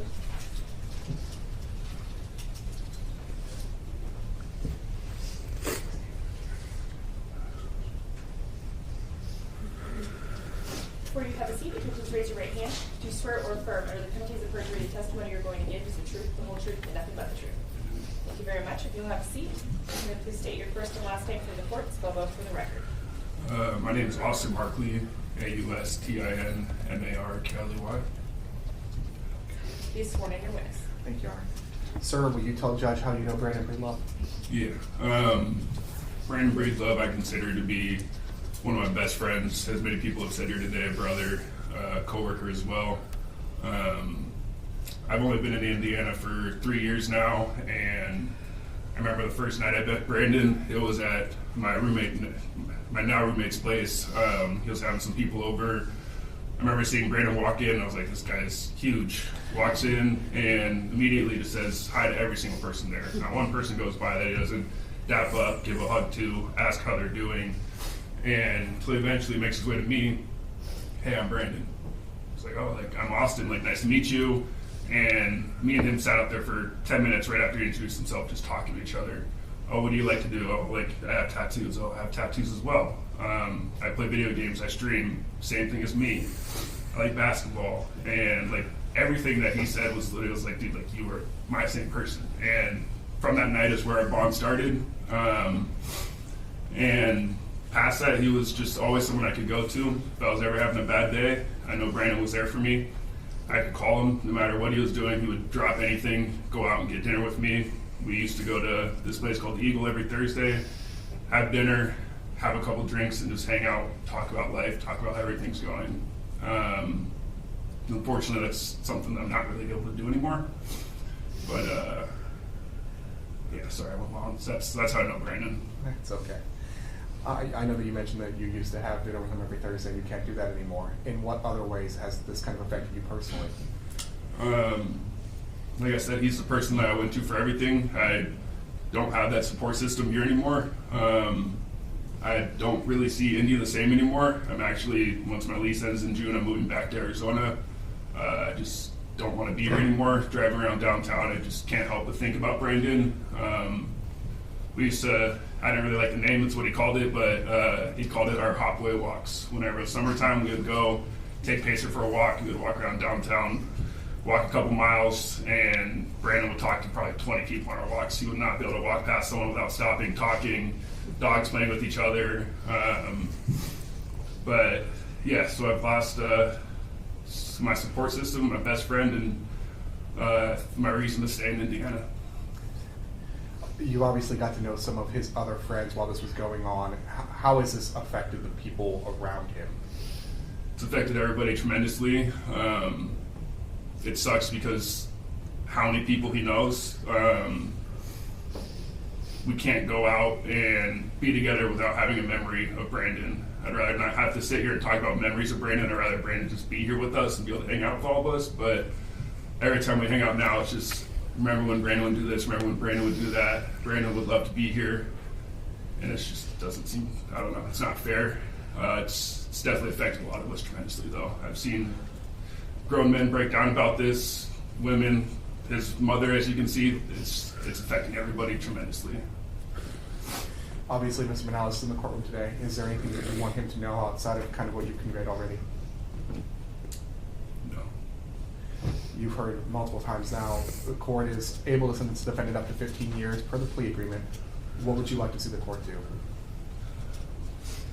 As everyone stated here, I think I would like the max. I don't think it's fair that this guy was able to come to our state, have drinks, have a good time, get into his car, run over my best friend and 2 other people, leave the scene without even trying to stop and help, didn't call anything in, went home, reported it stolen and vandalism, and then went home the next day and tried to get onto a flight and leave. I think that's absolutely insane that you can do that, plead not guilty, come back here a year later after sitting at home in the comfort of your house with your parents, eating home-cooked meals, and now be able to say, oh, I want to change to plead guilty so I can get a lesser sentence. I think that's absolutely insane. I think this guy deserves the max. Other questions, John? Mr. Bailey? I have no questions, thank you. Mr. Martin, thank you very much.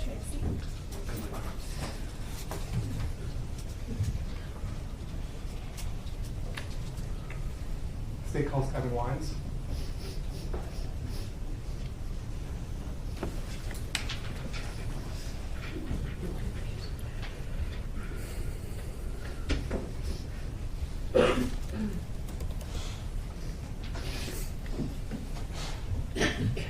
Do you swear or affirm under the penalties of perjury the testimony that you're going to give is the truth, the whole truth, and nothing but the truth? Yes, ma'am. Thank you. If you'll have a seat, state your first and last name for the court and spell both for the record.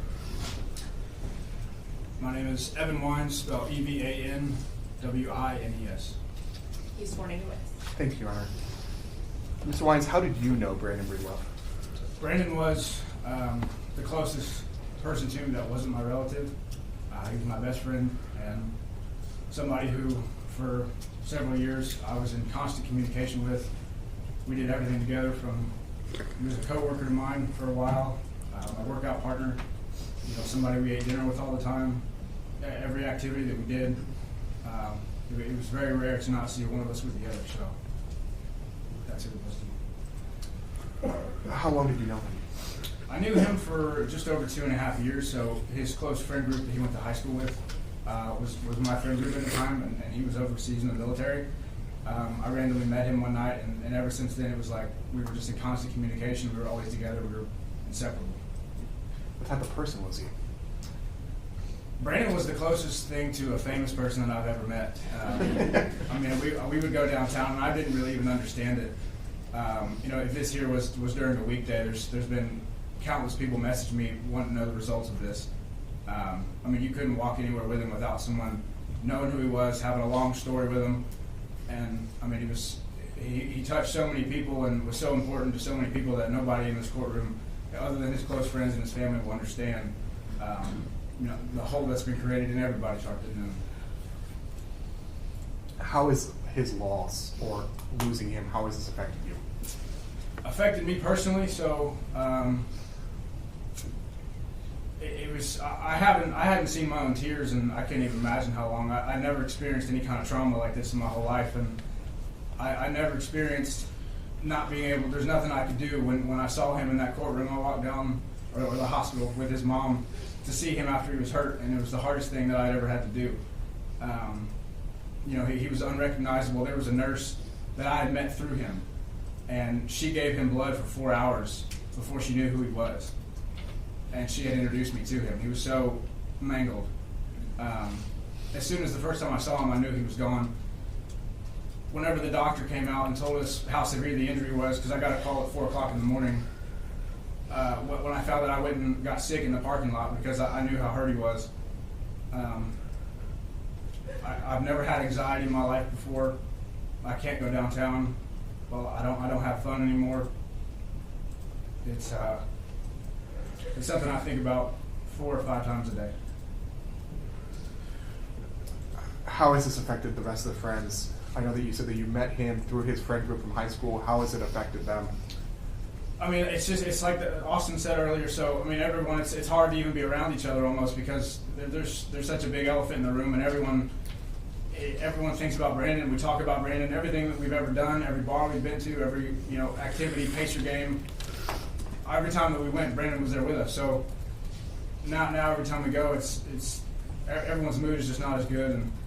And the day that whenever the news started to spread online that he was hurt and nobody knew how bad it was, I literally had 100 phone calls in about 12 hours. Half the numbers were not even saved in my phone. People from out of state, from Florida, Hawaii, my phone was just off the hook. And whenever I found out that he wasn't going to make it, and they started talking about giving his organs up, I had to tell 100-some people that he was dead. And I just kept tearing open the scab over and over and over again. So I felt it hard. His mom felt it very hard, but there's hundreds and hundreds of people that lives have been changed because of what happened that night. Mr. Banales is obviously in the courtroom today. Is there anything that you want him to know that you haven't already said? I mean, I'm sure he's had a lot of thoughts of his own. There's nothing I can really say as far as to him. I'm sure he wished it didn't happen just as much as we did, but what I think should happen to him, I don't feel comfortable saying in court. So I'm not going to ask any more questions. Thank you. I have no questions. Thank you. Thank you very much. Your name is Steve. As far as the sentence goes, can I speak on that? Oh, yes. Yeah. I'm sorry. I don't think that the actions that he did are fixable. I think that type of character, there's no one in my life or myself that would ever consider hurting somebody that bad, no matter what the circumstance is, and leave and try to hide it. I don't think you can take that character from somebody no matter how far they sit down in a courtroom, no matter how long it is. But the maximum, I think, is required because the less time he's on the road in a car, drunk, means there's less chance of him killing somebody else. So the longer that is, the better for me. Thank you, sir.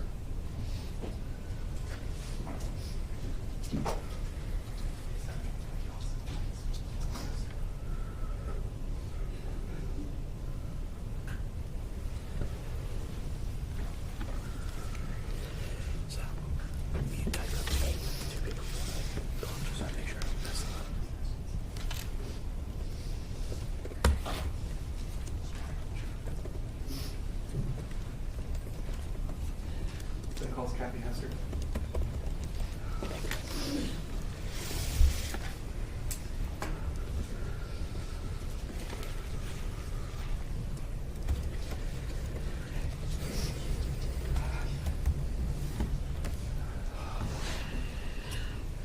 Please raise your right hand. Do you swear or affirm under the penalties of perjury the testimony you're going to give is the truth, the whole truth, and nothing but the truth? Thank you. If you'll have a seat, and then please state your first and last name for the court, and spell both for the record.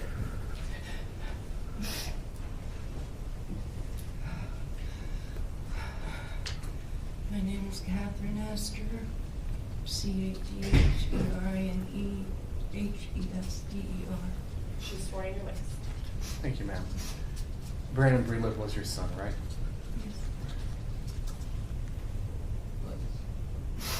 Were you? He was my only child. I miscarried 2 others after him, so he was my one and only. And I'm just blessed for everybody that has took him in and gave him such a huge family, all his brothers and sisters out here.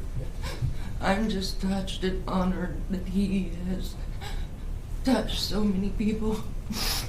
To be an only child, it's just amazing. He doesn't know a stranger, he never has. So I'm proud that he's made such a huge family for himself and me. And they've all touched me. They've become my children, kind of.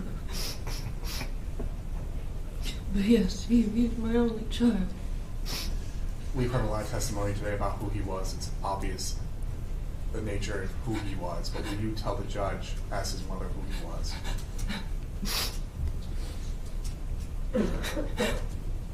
He was an outstanding human. I can't, all the testimonies have already been pretty much told, and all of it is true. I could go on for hours explaining my son to people, but he was brilliant. He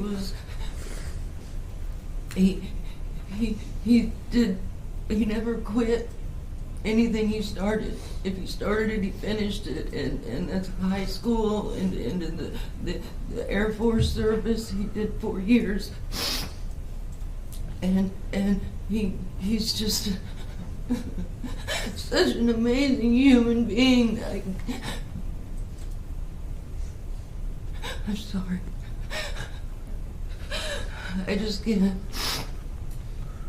I can't express who he is without breaking down. But the whole world knows Brandon by now, and he's just such an amazing human being. But he's gone. How old was Brandon when he passed? 27. I know this is clearly, obviously having an effect on you. Since his passing, how has it affected you mentally, emotionally, physically? I'm devastated. Everybody has a little light inside of them. Mine's dead. I have no life. I'm just living. This has changed my entire life. You pray it never happens. But when you get the 5:30 a.m. phone call telling you your son's in the ER and critical, and you walk in and you know he's already dead, that will destroy your heart and your soul, knowing your child is just laying there dead, and you can't do anything to help him. I can't help him, so I died right then and there, and I cry all the time, and my life is just, it's been hell. I'm sorry, but it's each day I cry. There's not a day that I don't think about Brandon or say Brandon's name. And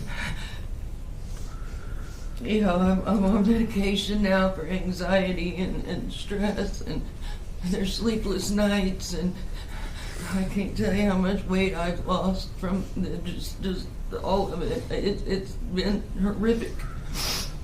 Just awful. I don't wish this on any mother ever, and I hope he never has children that him or anybody would have to deal with this. This is it's almost inhumane to have to live after your child is dead. And life is not fun. Life is not fun anymore.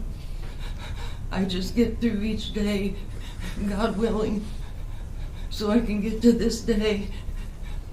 And after this, we'll see how the days might get better. But I've been a mess knowing that he's been walking around for a year, free and clear, and eating and drinking and being with his family where I miss birthdays and Thanksgiving and Christmas. And I just miss him walking through my front door. I get anxiety just sitting there looking at my front door praying, wishing he would come walking back through that door like he did. And he doesn't, he never does. And it's like a letdown all over again. It's an emotional roller coaster that I can't stop. And it's just destroying me. It's physically, emotionally, I'm just destroyed. That's all I can say about that. You said Brandon was an only child. He didn't have any children, right? No. Was he really your rock and emotional support? Always. He always was my rock, and if I needed anything, just to hear his voice, he'd be there to hear it.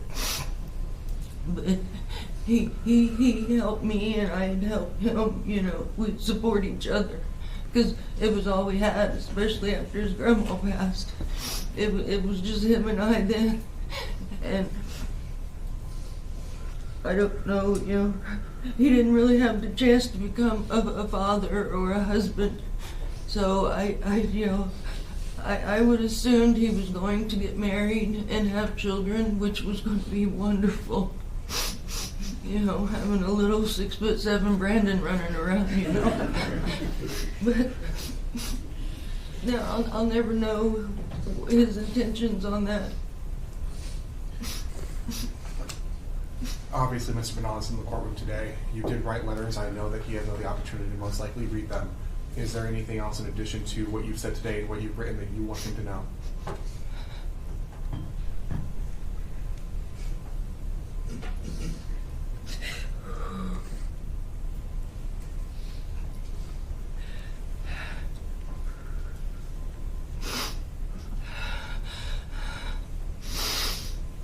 I just want to know, why did you not stop that car? And I'll never get that answer, I know.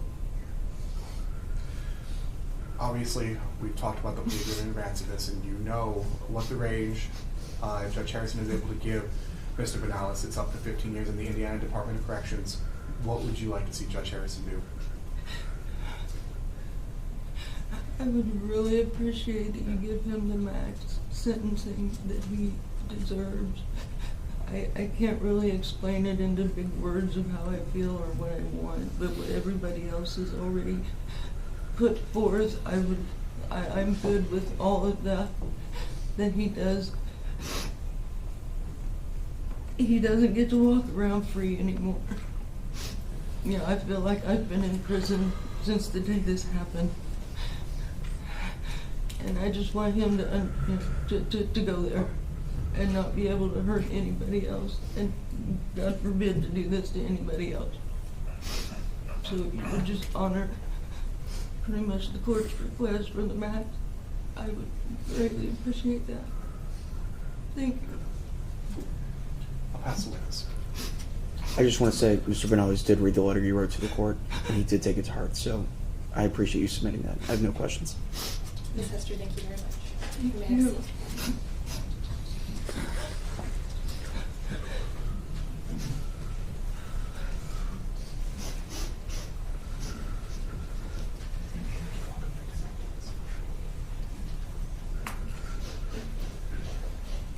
Is there anybody else in the courtroom today that would like to speak on Brandon Greenwell's behalf?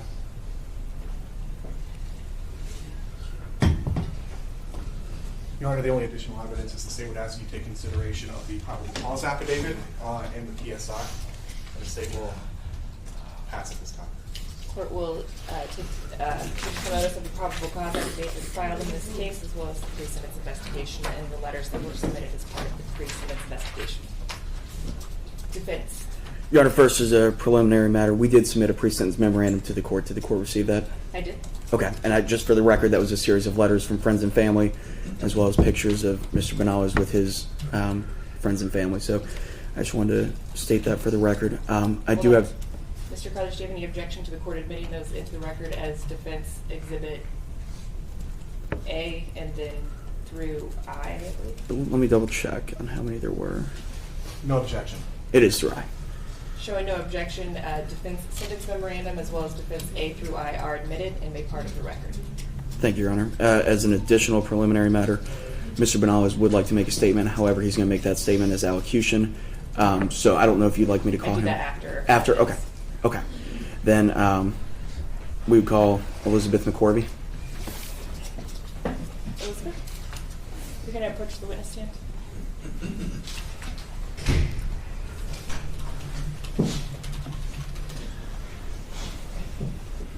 If you please raise your right hand. Do you swear or affirm under the penalties of perjury the testimony you're going to give is the truth, the whole truth, and nothing but the truth? Yes. Thank you very much. You may have a seat. Please state your first and last name for the court and spell both for the record. Elizabeth McCorvey, ELIZABETH MCCORVEY. She's sworn in, your witness. Thank you, Your Honor. And Ms. McCorvey, how do you know Mr. Banales? So I've known Salvador his entire life. I was 14 when he was born, and that's how long I've known him. Okay. His entire life. And what is your relationship to him? He's my cousin. Okay. What is it you'd like the court to know about Salvador Banales? I would love the court to know that he's kind, he's responsible, and he is an honest person, and he's been like that since I could remember. And not only me, but my siblings, but he's helped us through dark times and tough times, and whether it just be talking to us or helping in any capacity that he possibly could. And I'm always grateful for that. Is he a pillar of the family? Yes, he is, and immensely respectful with his parents and everyone around him. Okay. Can you touch a little bit about what has happened or how this has impacted him in the past year? Oh, I saw him change in front of my own eyes into someone that I just never thought he, I know he's extremely remorseful and it's just been very hard on us and his family, and just there's really no words to say because it's horrible all around. Okay. Are you aware of any steps he's taken since this accident? Treatment, rehab, anything like that? I'm not. I know he has done some things within this past year, but I'm not 100% sure exactly what. Okay. And we'll touch on that later. I just want to make sure you were aware of it. Can you describe Salvador and his family a bit for the court? Yeah, so he's a hard worker, and even though he moved out pretty young, he would always be there for his family. He would, and anytime they needed him, he was there. He wouldn't think twice. He would drop whatever he's doing if it meant that someone needed him. And his sisters rely on him a lot. He's always been there for them, and he's the only brother they have. So, he's a very important person. Is there anything else you want the court to know about Salvador today?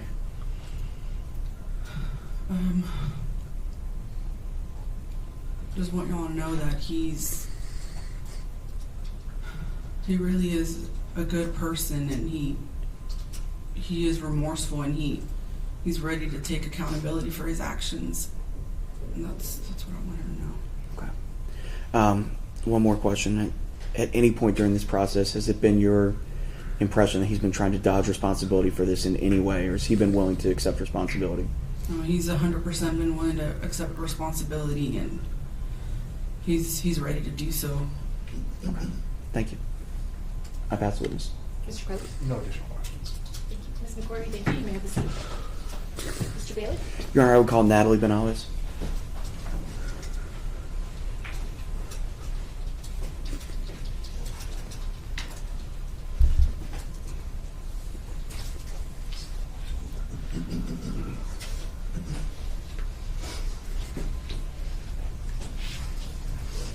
Please raise your right hand. Do you swear or affirm under the penalties of perjury the testimony you're going to give is the truth, the whole truth, and nothing but the truth? Yes, Your Honor. Thank you very much. If you'll have a seat, and then please state your first and last name for the court and spell both for the record. My name is Natalie Banales. It's spelled Natalie Thank you. She's sworn in your witness. Thank you, Your Honor. Natalie, what is your relationship to Salvador? He's my older brother. And what's the age difference between you two? Just a year apart. Okay, so you two are tremendously close then? Yes. Can you describe kind of the relationship you have with him? Sorry, excuse me. He's the only the boy of 4 siblings. Me and my sisters, we rely on him tremendously.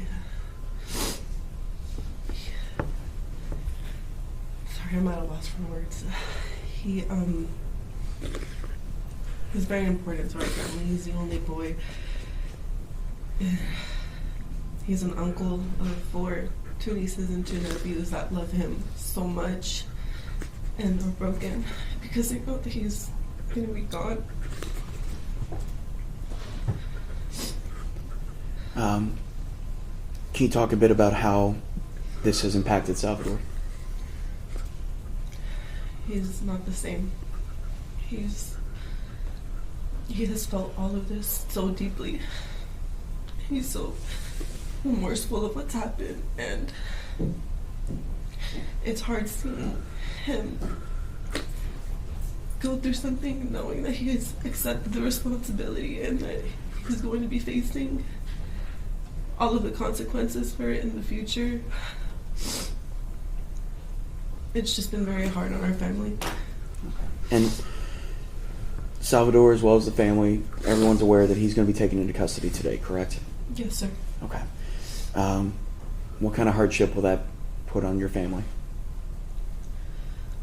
It's going to be...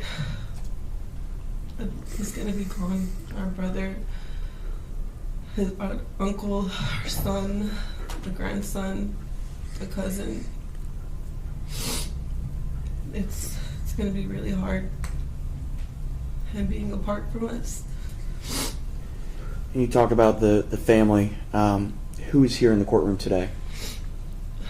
My mother, my father, my 2 sisters, my cousin, and my aunt. Okay. There are 8 people who came to support him today, is that correct? Yes, sir. Where did everyone come from? From Houston, Texas. Everybody traveled all the way from Houston to be here today? Yes, sir. Okay. So when he is eventually released, he has a support system to return to, is that correct? Yes, sir. Okay. Are you aware of any treatment or anything Salvador has undergone since this case? I just know that he has completely changed his actions ever since the day it happened.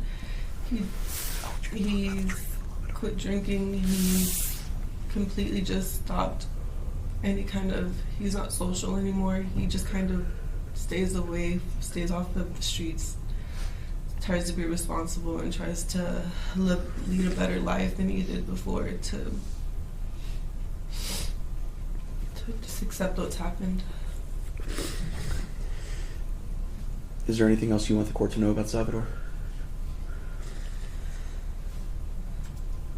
My brother's a good man. He would never intentionally hurt a soul.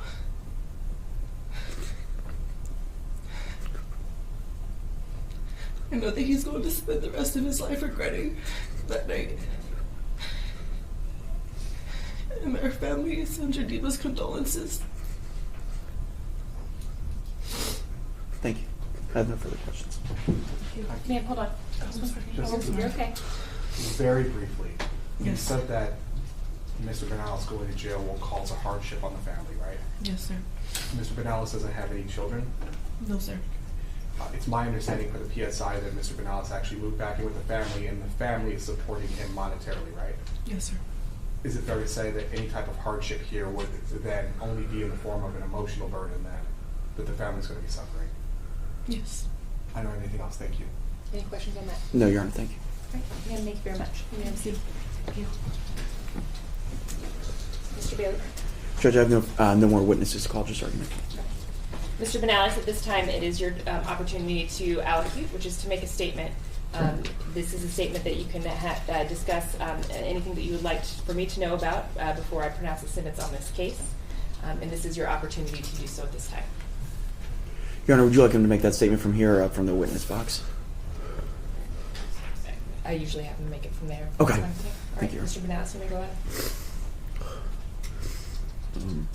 Shame, guilt, regret. It's just a few of the words that I can't even begin to describe how I felt since the night of last year. It was another day that I thought would pass and I'd make it back home the next, and the actions that I made, the decisions I took, are something that I can't even recognize about myself to this day. There's not a day that goes by that I don't think about this. It's very, very hard on me. It's affected me, my family, because of how bad it's hurt me, and of course everybody here in Indiana, in Indianapolis, that I've affected. There's nothing I can say that'll make this right, but I do want you to know that I'm extremely remorseful. I to all the families involved, everybody that was there, all the families hurt. I'm not the guy that went out that night. That's somebody I don't recognize, and I've been trying to work on myself since then, since that night. I've taken steps in Houston to work on myself. Took DUI treatment classes, alcohol abuse classes, to try to get an idea of what I was going through that night. To find out that there was an issue with me. It was just a series of extremely misfortunate events and decisions that I made that caused this pain to everybody. There's nothing I can do or say that'll make this right, but I do hope whatever the judge, Your Honor, makes decision of today brings some sort of peace to everybody's heart, to know that I know I'm responsible and I'm accountable for my actions. I never planned on leaving. I knew I was going to come back and do what I have to do, and that's what I will do, is whatever's necessary. Your Honor, I just want to apologize one more time to everybody, my family, the families involved. Brandon sounds like an incredible person. You guys lost an amazing friend, family member, and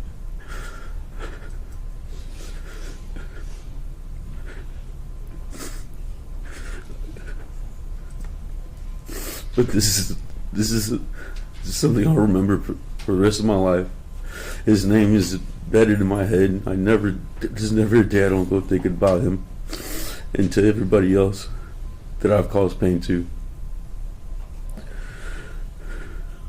I only hope when I get out, I will take advantage of whatever opportunity I have, do the best I can, and not let this moment define me as a man. I made a mistake, and I will pay for my actions, but I will come out a better man.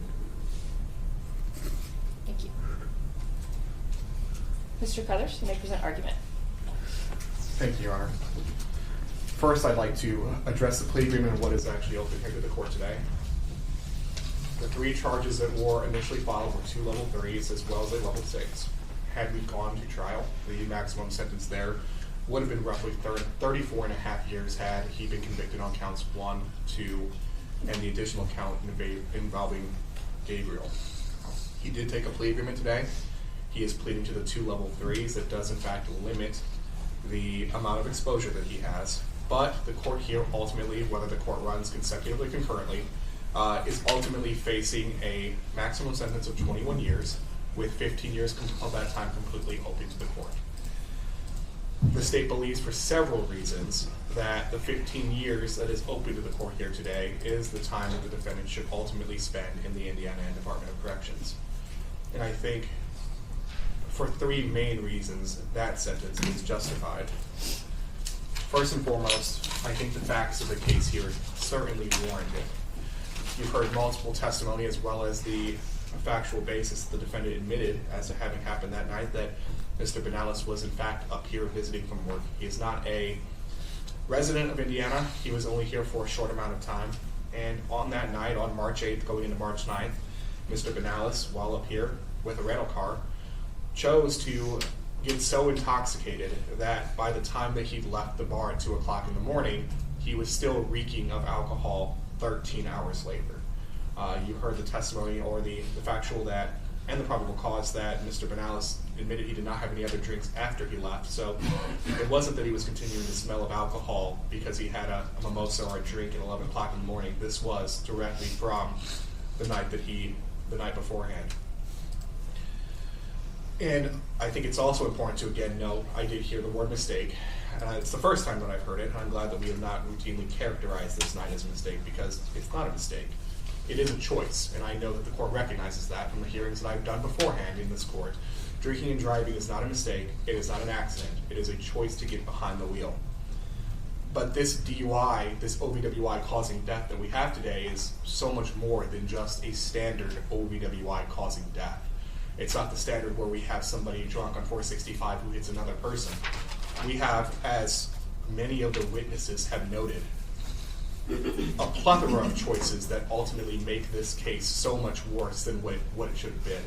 Not only do we have the choice of Mr. Banales choosing to get so drunk at 2 o'clock in the morning, navigating a vehicle in a portion of the Indianapolis that he's not familiar with, but we have the choice and the knowledge that he knew that he hit somebody, and he chose not to call 911, not to call aid. I know that Mr. Breedlove's injuries were very extensive. I'm not entirely certain that calling 911 immediately would have made much of a difference given how bad he hurt him. But we don't know that for certain. It is very possible that had the raid been rendered correctly, quickly, maybe we are sitting here today, Mr. Breedlove is in the courtroom with us.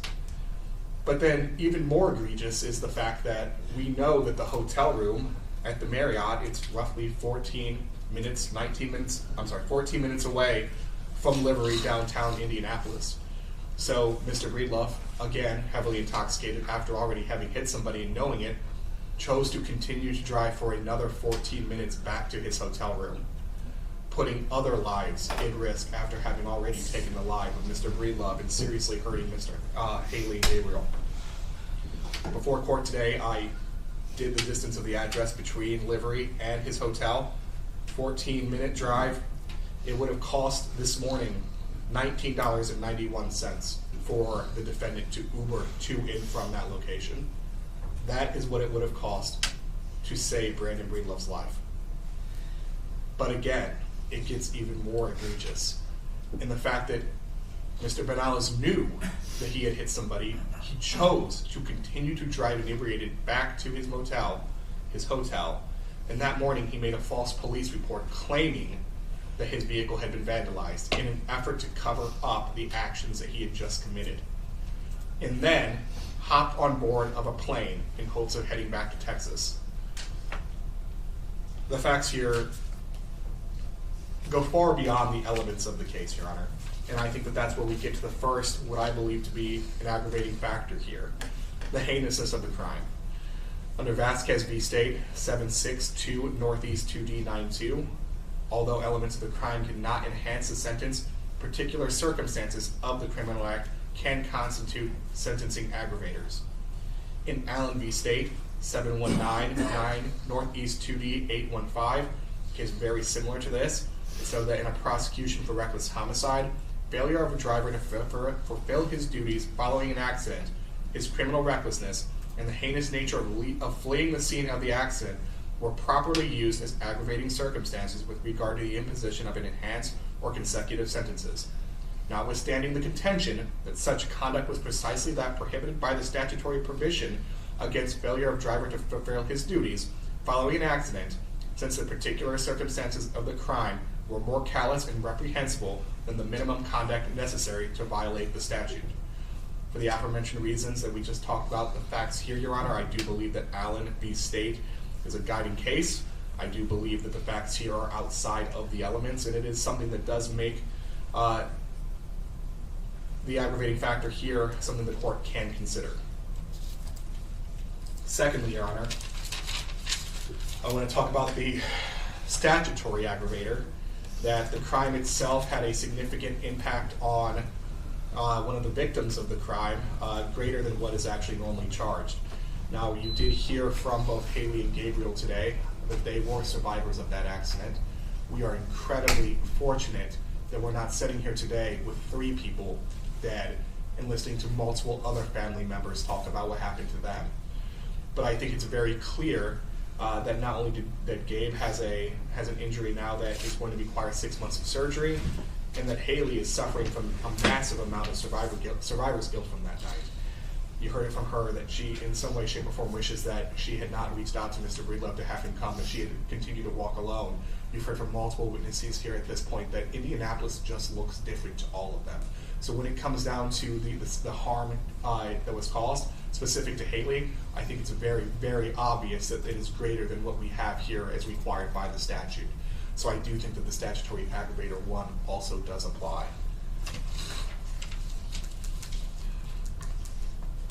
Finally, Your Honor, or not finally, but thirdly, Your Honor, I think that the court can also consider the impact that this has had on the family.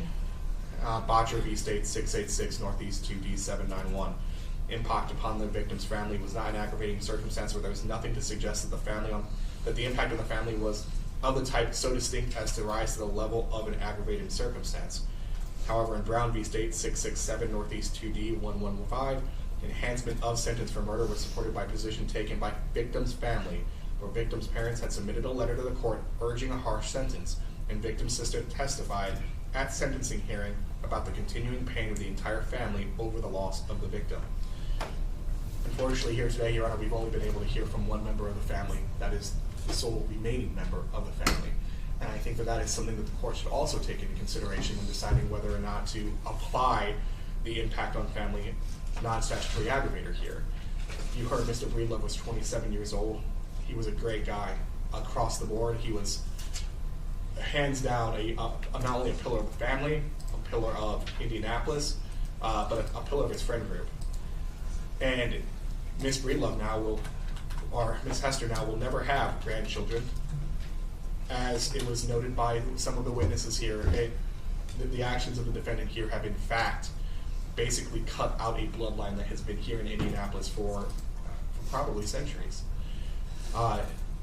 The amount of impact here, the harshness, what has happened here, the circumstances surrounding it, it's just so much more, Your Honor. So I think that when you take into consideration Miss Hester's testimony, the testimony of the other witnesses, how this has affected her, I do believe that the non-statutory aggravator of impact on family is also something the court should at least give some consideration to.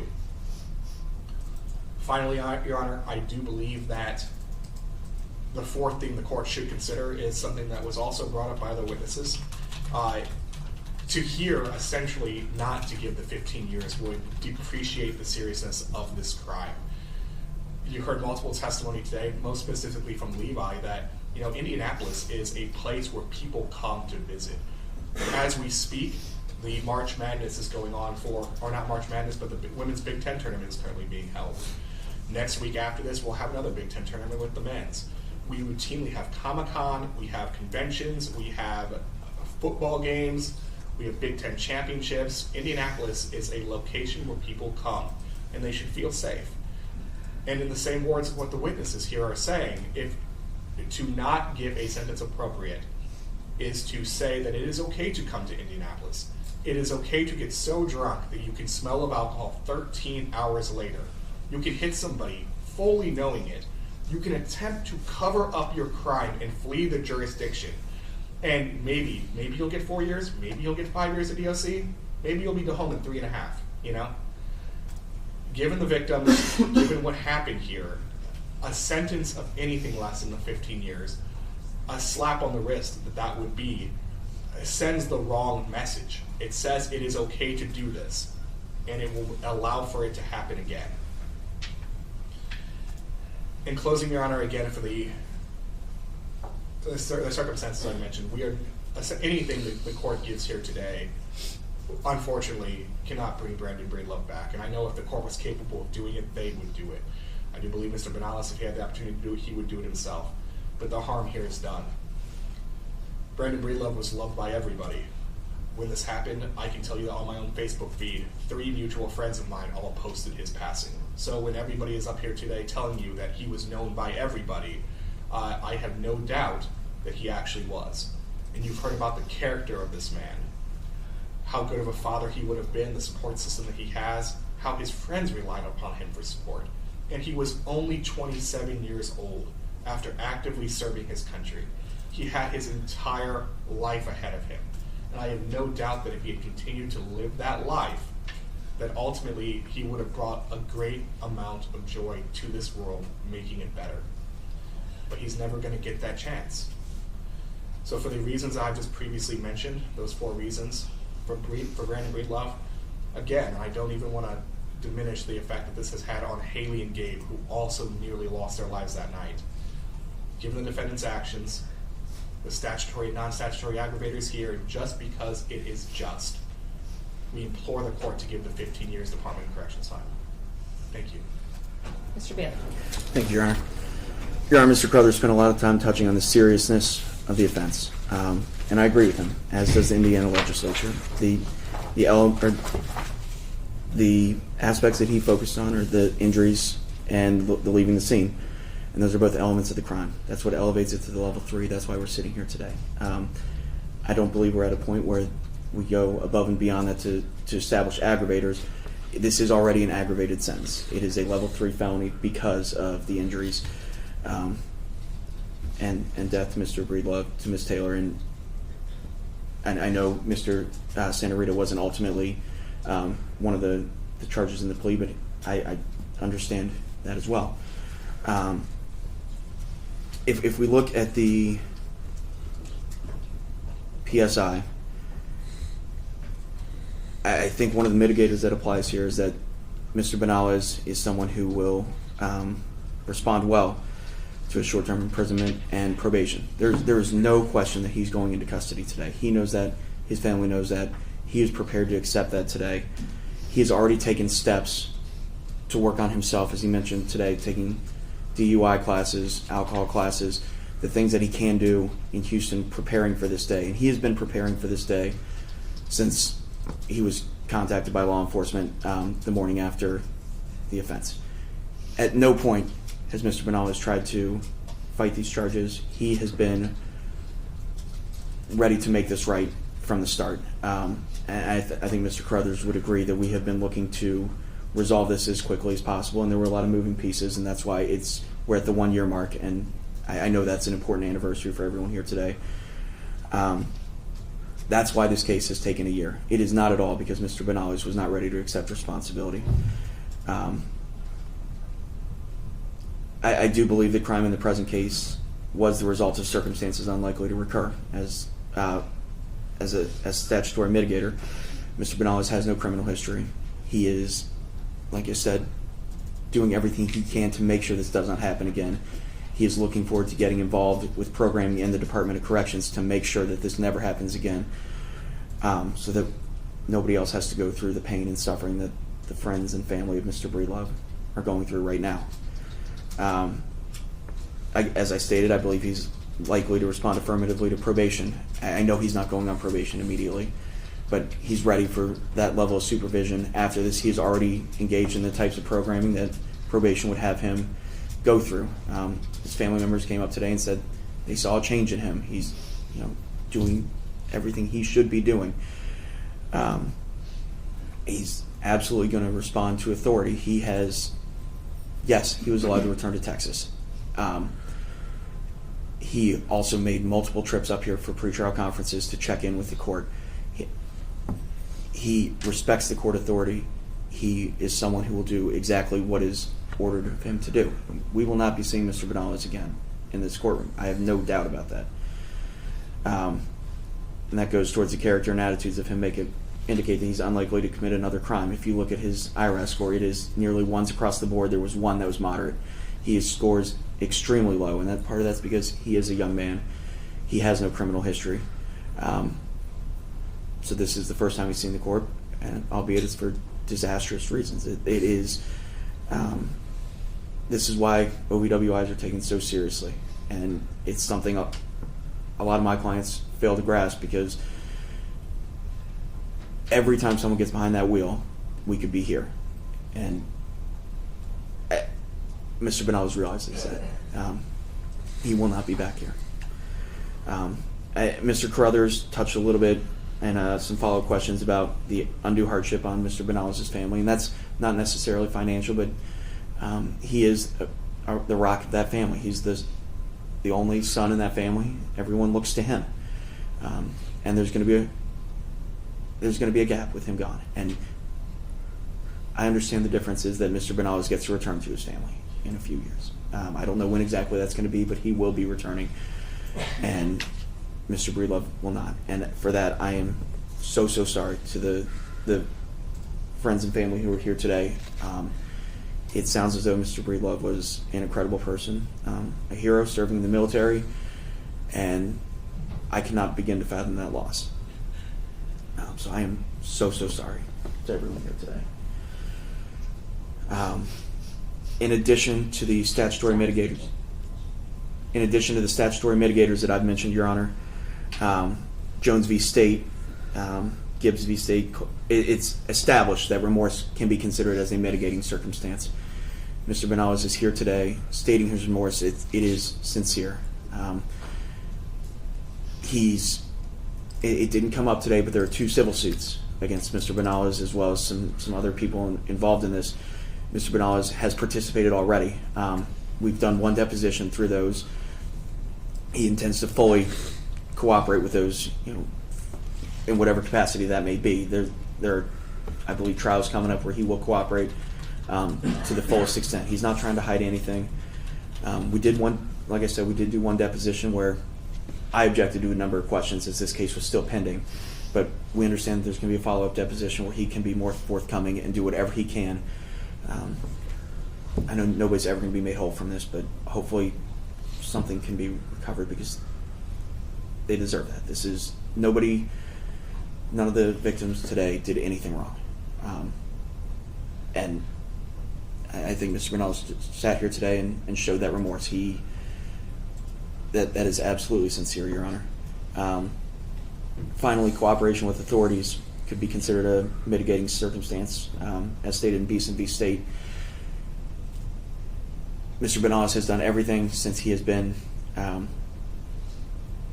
since that first encounter with law enforcement. I concede he did not stay at the scene. He did not do what he should have done originally, and that's, one of the elements of the crime. But since that point, he was forthcoming with law enforcement. He's forthcoming with the civil suits. He wants to do whatever he can to make that right. I would ask that these counts be run concurrent, and I know that's a big ask. This was 1 action, and I understand multiple victims. It was 1 action that night. We'd ask that the sentence be split between the Department of Corrections and probation,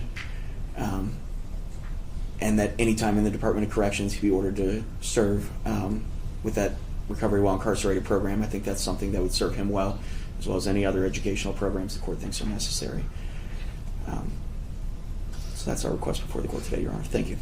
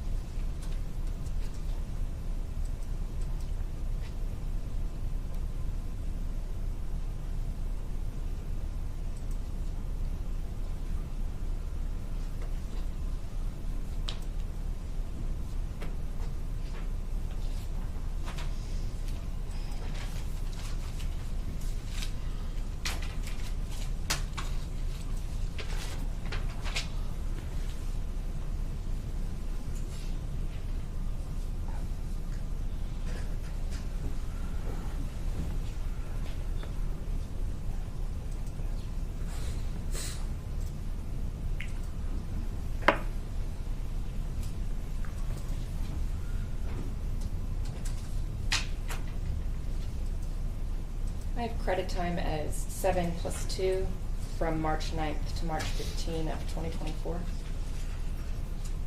me double check, Your Honor. I believe that's correct, though.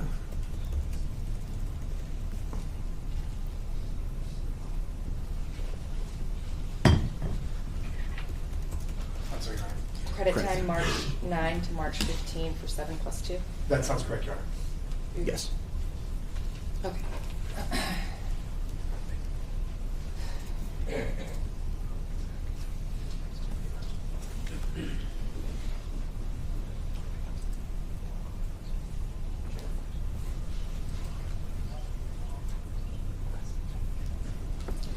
These cases are normally the most difficult sentencings for me to hear. Mr. Crothers has sat in front of me on numerous of them, and he can attest how difficult they are for everyone in the courtroom, including myself. And it's because of the situations that these cases usually bring in front of the court, which is I have a defendant, Mr. Banales in this case, who has come before me after making a horrible string of decisions. But he comes before me having lived a law-abiding life before that. And those string of decisions that you made, as you know and you have accepted responsibility for, has destroyed the lives of everyone in this courtroom and so many other people in our community. And that's a reality that you will have to live with for the rest of your life. On the other side of the case, I have 3 families and many friends who have had their lives completely changed and altered because of the decisions that Mr. Banales made that day. And the loss that you have had to endure and you will have to continue to endure.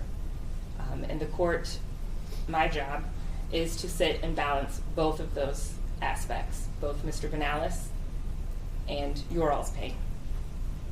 The reality for everyone in this courtroom is that no sentence, whatever I give, as you have all recognized, it will not make any of you whole. It will not bring any of you any closer to where you were before today. And it won't bring you back to the position that you were before March 9th of 2024. As Mr. Crothers has stated, I don't have that power. Mr. Banales does not have that power, and I'm sure if we all did, we would make that a reality. But my sentence won't bring Mr. Breedlove back. It won't change the effects that you have to live with for the rest of your life, and you, Mr. Santarita, the effects that you have to live with for the rest of your life, having witnessed that. Nothing I say today will change any of those things for you all. And that is a reality that we all have to deal with. Nothing I say and do today will change the effects and the burden and the weight that you will carry for the rest of your life for the actions that you did on that day. I do want to thank everyone who did write letters, both in support of Brandon and to discuss his life, and who testified today.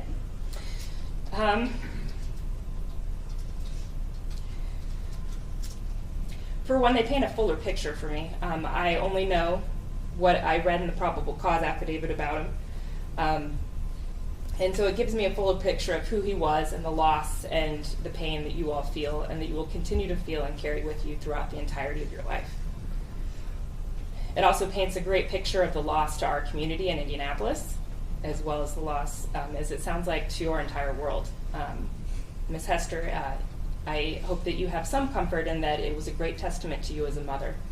To have so many people come and talk about him in the way that it has, it clearly is the best compliment that you could ever receive, to know that you raised a human being who touched so many people's lives in such an outstanding way. You all gave him a wonderful tribute, and while I know that it was very difficult for you all to do so, and I know it was very difficult for you all to be here today, I do hope that it brought you some peace in being able to take time to think about your friend and your son, Mr. Breedlove, and relive the memories that you will always cherish. To Gabriel and Haley, thank you for testifying today. The weird thing about these cases is I did not know much about what injuries you all had that day and what you experienced, and so I appreciate you for coming before me today and taking the time to tell me what happened to you, to the experiences that you had that day, the physical and emotional injuries that you have as a result of what happened, of Mr. Banales' actions against you all. and also described how you've handled your grief. I appreciate you being here with us today and sharing that. As I said, I knew little until today. To Mr. Banales' family, I also thank you for writing your letters and testifying in front of me today. I know that it cannot be easy to be sitting here as well for you. I appreciate you sharing to me more about Salvador and who he is to your family, because it also, as it speaks to you, Mr. Banales, before yesterday, when I sat down to read the letters your counsel submitted to me, I knew little about you outside of what is one of the absolute worst days of your life. So it was helpful for me to also build a fuller picture of you as well. Because my job today is to sentence you. And I am to sentence you based upon your actions, those string of horrible decisions that you made that day. But I am also to consider who you were before that day, and I am also to consider who you are after that day in making my sentence. And coming to that sentence, I weigh what we call aggravators and mitigators, what Mr. Carruthers argued and Mr. Bailey argued. As I always tell people, that's good things and bad things for me to consider. To come to an appropriate sentence that also follows the rules of our law, which states that our code shall be founded upon principles of reformation and not of vindictive justice. Mr. Carruthers today has argued several aggravators, and the court does find some of those aggravators do exist in this case. To begin with, the court does find the aggravator as to your behavior and your, as we've discussed, the string of bad decisions on the morning after you committed this crime. You hit 3 people and you left them on the side of the road. The court finds those things to be the elements of the offense. And to be very clear, the crime that you pled to is leaving the scene of an accident resulting in death or catastrophic injury, as to both counts.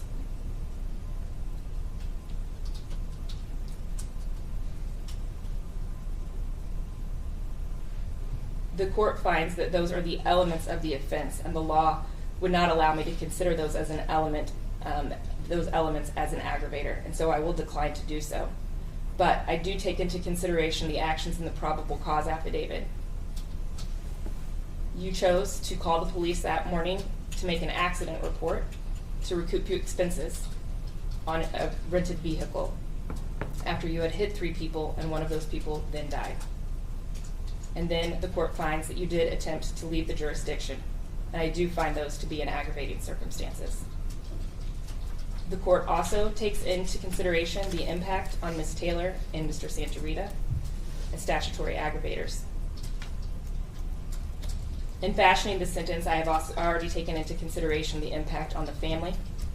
I will note, for the record, even though this hasn't been mentioned, but in the review of the PSI, I noted, and I appreciate your candor, but you did admit that you did have some alcohol on New Year's Eve, and I do find that to be an aggravator. Moving to mitigation, your counsel has argued that these are circumstances that are unlikely to reoccur, and that is not a mitigator that I can give in this case, especially in light of the last aggravator.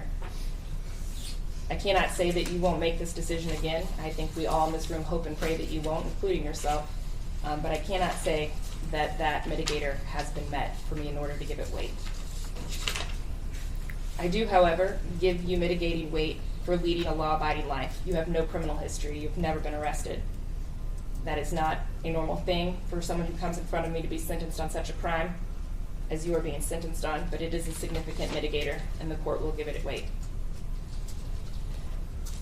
I also give you mitigating weight that you are likely to respond affirmatively to probation.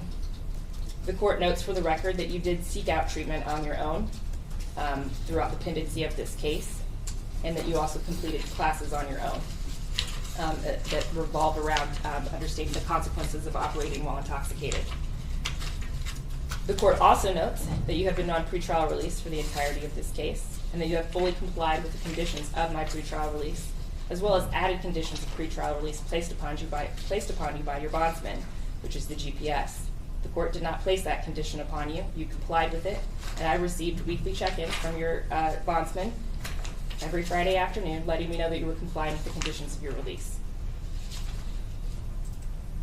The court also finds as a mitigating weight your character and attitude. In a review of the pre-sentence investigation, I note that you have a fabulous educational history as well as a strong work history.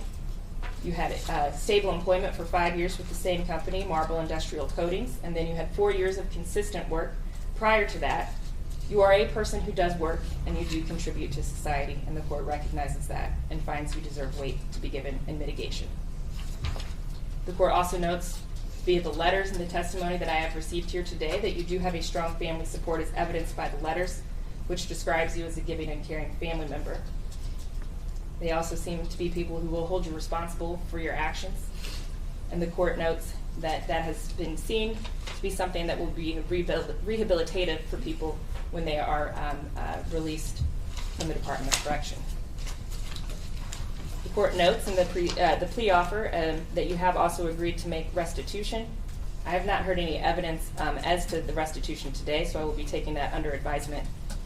But the court does note that that is a statutory mitigator that you have agreed to as part of the sentence and that could be imposed upon you. Therefore, under the statute, I shall give you weight for that. The court declines to give you any mitigating weight for the following one statutory mitigator and non-statutory mitigator argued by your counsel. The court does not find that you meet the requirement for undue hardship, and so I decline to give any weight for that. Also, the court declines to give you any weight for cooperating with authorities in this case based upon your actions on the morning after. As to non-statutory mitigators, the court notes that the Marion County Probation Department did complete a risk assessment on you and found you to be a low risk to reoffend after serving a sentence on this cause. And the court finds it appropriate to take that into account. Most importantly, I think many of us in this room can agree that we appreciate the fact that you've accepted responsibility for the actions that you did that day, and that you have expressed remorse for your actions, and the court will take that into consideration. Under count 1 in this case, sir, you have already agreed to a total sentence of 12 years. The court will note for the record that a level 3 felony's advisory sentence is a 9-year sentence. For those of you who do not know, an advisory sentence is what is called the recommended sentence. So Mr. Banales, in this case, the court notes that you have already agreed to an aggravated sentence as to that count.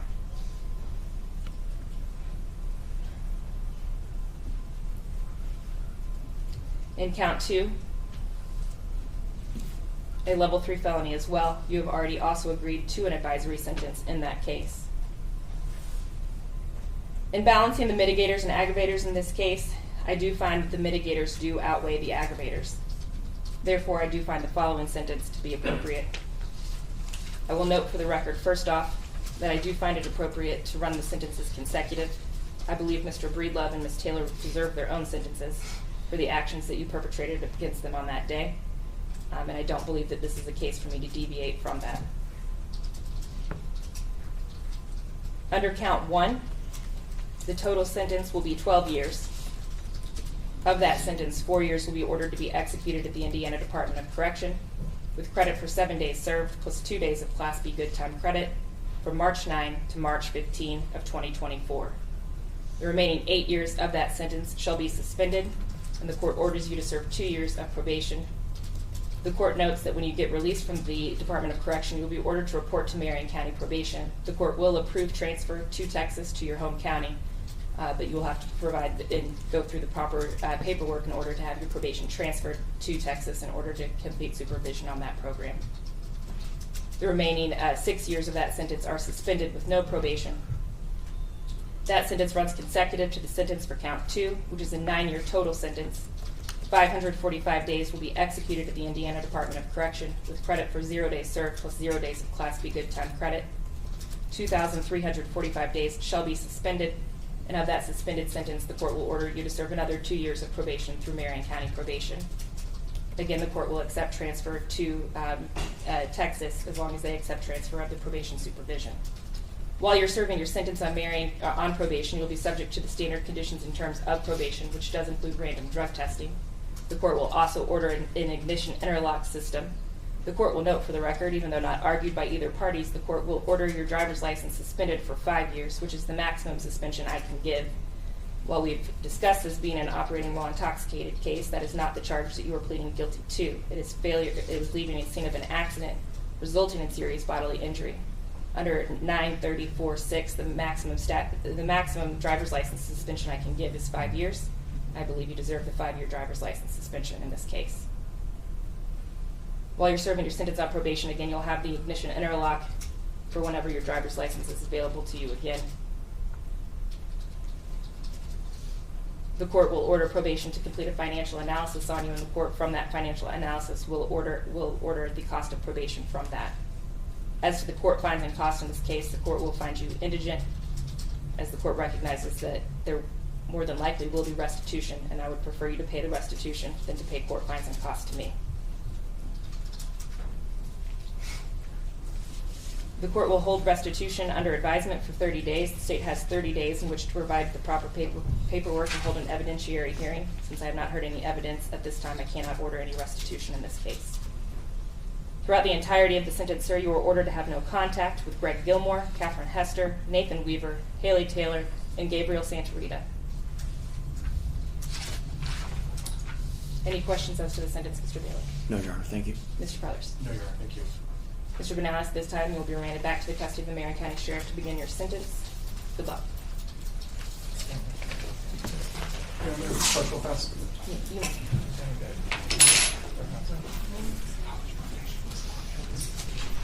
It's 4 years total probation to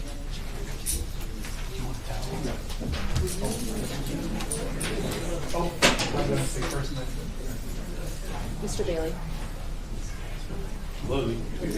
Court's adjourned.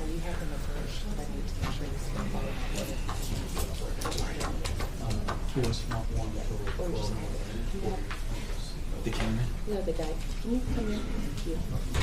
Yes. News. I just want to make sure that you guys follow my order, because I noticed he was filming during witness testimony. I don't want, the witness testimony is not allowed to be shown. So none of the witness testimony. That was in my order. No witness testimony. Elocution, argument. Okay. Perfectly fine. I'll make sure to send out an email as well, because I know You share the feed. Yeah. Right, so I know it wasn't being shared live. Yeah. So I'll make sure that that's. Thank you. I appreciate it. I'll be back in for the passport. I'm gonna go make sure his family has left so that Brent can take it. I think Debbie's too hot. I just make sure if I go out there. Let me go on my sheet. 5.5. I'll let you know. You guys picked up? No, I mean, they're already. They're already, I think they're already done. I'll check with them.